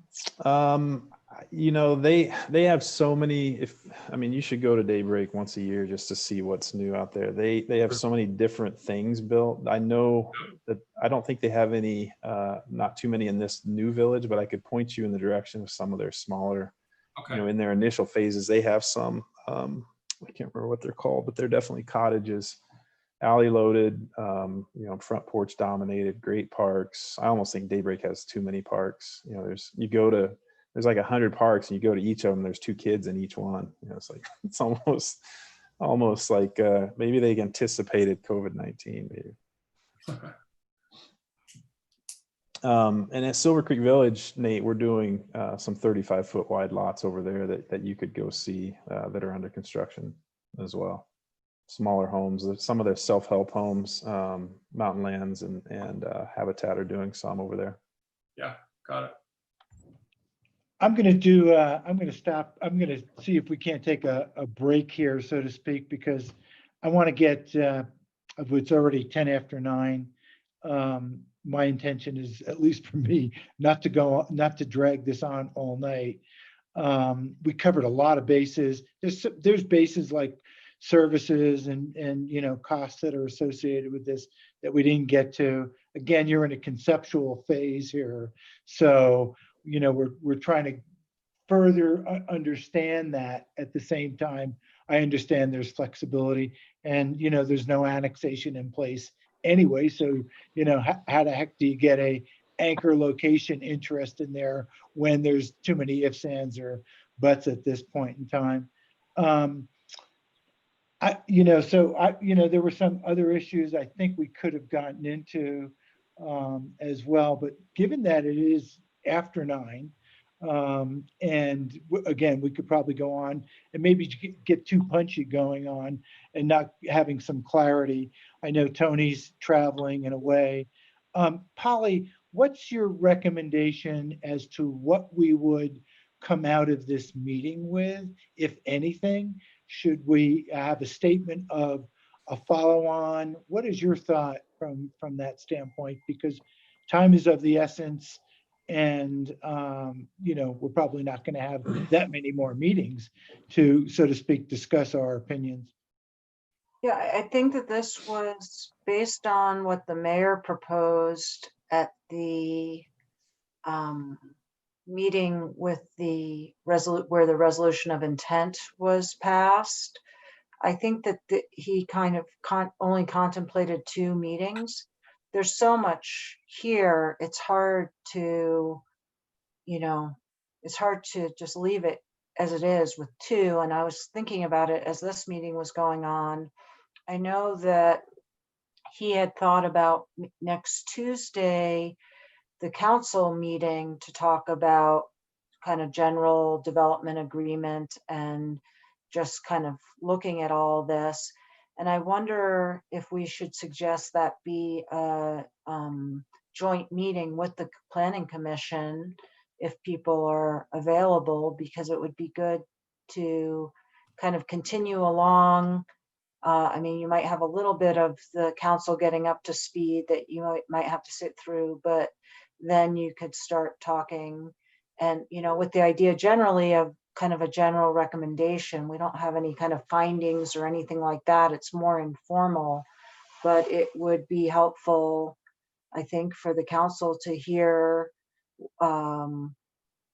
what the planning commission thinks of this area and the development, and what things should be really looked at. What, should density be reduced? Should there be more commercial? Should there, whatever it may be. It looks great. We like the trails, we like this concept. So giving them those recommendations, I think, would be very helpful. If you guys would send any questions or concerns or changes you want to see maybe to Thomas. I don't know, Eric, I'm probably speaking out of line here, but if we're having a meeting with the council and planning commission on Tuesday, do you have time to incorporate some of those changes that they want to see for that meeting? Depends on what they are. Yeah. Probably. Like the traffic guy said, well, it depends. But yeah, I mean, to a certain point. Yeah. Okay. So, so given that, Polly, should we collectively, as our planning commission, just like your advice here and input, offline, obviously we want to keep things as public as we can, even though we're not getting public input, but trying to be as transparent as possible. How do we share that information appropriately back to certainly the council who has to further the efforts here? And do we have to share any other information beyond that? This is a workshop, so we can have a workshop set of recommendations, suggestions, analysis at our point, and say this is what this is our so to speak collective thought, with individual opinions varying from there. Is that something that would be useful to put together before Tuesday's meeting, no matter what? And we could offline develop that, call it one pager, so to speak, or 1.5 pager. I don't, as a planning commission, you really can't do anything offline. So it needs to be a public meeting. So the question is it worth kind of collecting your thoughts over the weekend till Tuesday, giving your initial thoughts right now? I don't know if you as a commission feel prepared at this point to make some general recommendations to the council. If you do, great. If you think it's too premature, then maybe it is a joint meeting, or maybe you have, and maybe we can work something out where it's a short meeting before the council meeting or something like that. Or what do you think, Thomas? Polly, could if they had individual thoughts, if the planning commission had an opportunity to kind of take this information that came in this week and jot down individual thoughts, could they forward that to me? Could I compile that information for the council? Yeah, you could absolutely compile it, but it wouldn't represent the planning commission as it would represent the individual thoughts of each of the planning commission, because they can't, maybe you see some things in there that are consistent between the commissioners, but you wouldn't be able to say, get a head nod of, hey, what do we think about the concept of a lift? What do we think about having less townhome? I'm just thinking of things I've just heard this evening. What are our thoughts about EPA and soils? You can't get a recommendation from the whole council without having the council together and contributing that way. Could the planning commission, if they did have a follow-up meeting prior to the meeting on the 6th, if they did something earlier midday or something on Tuesday, could they do almost a work session and kind of provide that input? Sure. Mm-hmm. Or the joint meeting, either way. So, maybe at that point it becomes, and so that's a good question. And I think maybe follow up, because we could ask everyone right now, what is their individual opinion? But we could probably go on. And I think there was a lot to digest here. I know for me, I've taken some notes, and, I need to think about this a little bit before I filter out my opinion, even, so to speak.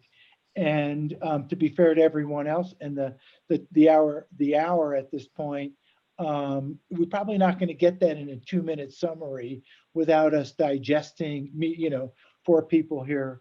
So, I like your thought about us, funneling it through you, but then that becomes too individualistic. It would be good if we could spend an hour but maybe without Nate, just with you, Thomas, where we formulated a, so to speak, semi-collective opinion on this before town council. But, that would be dependent upon the availability of Donna, Bruce, and Tony. There any notification limitations? Do we have to make notifications of another working session? Yep, you would need to give 24 hours notice, so you would have to decide 24 hours beforehand and have an agenda, you're kind of talking about what your agenda would be. Yeah. So, and you could do it on Monday, you could do it on Tuesday before the council meets. I think it would be, I also, in my experience, having sat through a lot of planning commission meetings in my life, I think you get synergy, right, by talking about it together as opposed to just giving your individual thoughts. Someone says something that sparks something, you talk about it, and I think you get a better discussion and better outcome. Yeah, I totally agree with you, Polly, on that one, and that's true in business or government. So, given that, could we get together so that we're sensitive to the time, demands of our comments? Would Bruce, Donna, and Tony, would you be available for, say, a couple of hours on Monday where we could get together with Thomas and prepare some kind of collective view of this, so to speak, so that the town council would have something on Tuesday? Well, I work, I won't be available on Monday or Tuesday. I work like 8 to 6:30. Okay. So that probably eliminates the scenario. Well,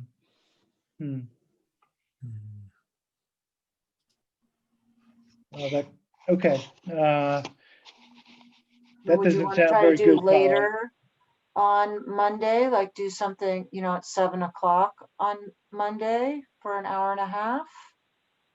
I know it's a lot, but it's also pretty important. Right, because otherwise you're or we can also talk to the mayor about him pushing back, it's just a very tight timeline, unfortunately, that we're stuck with, so.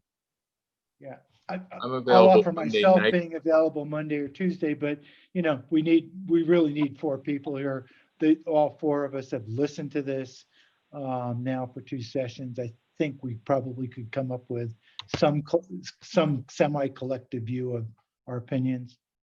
Donna, how does it look for you on Tuesday?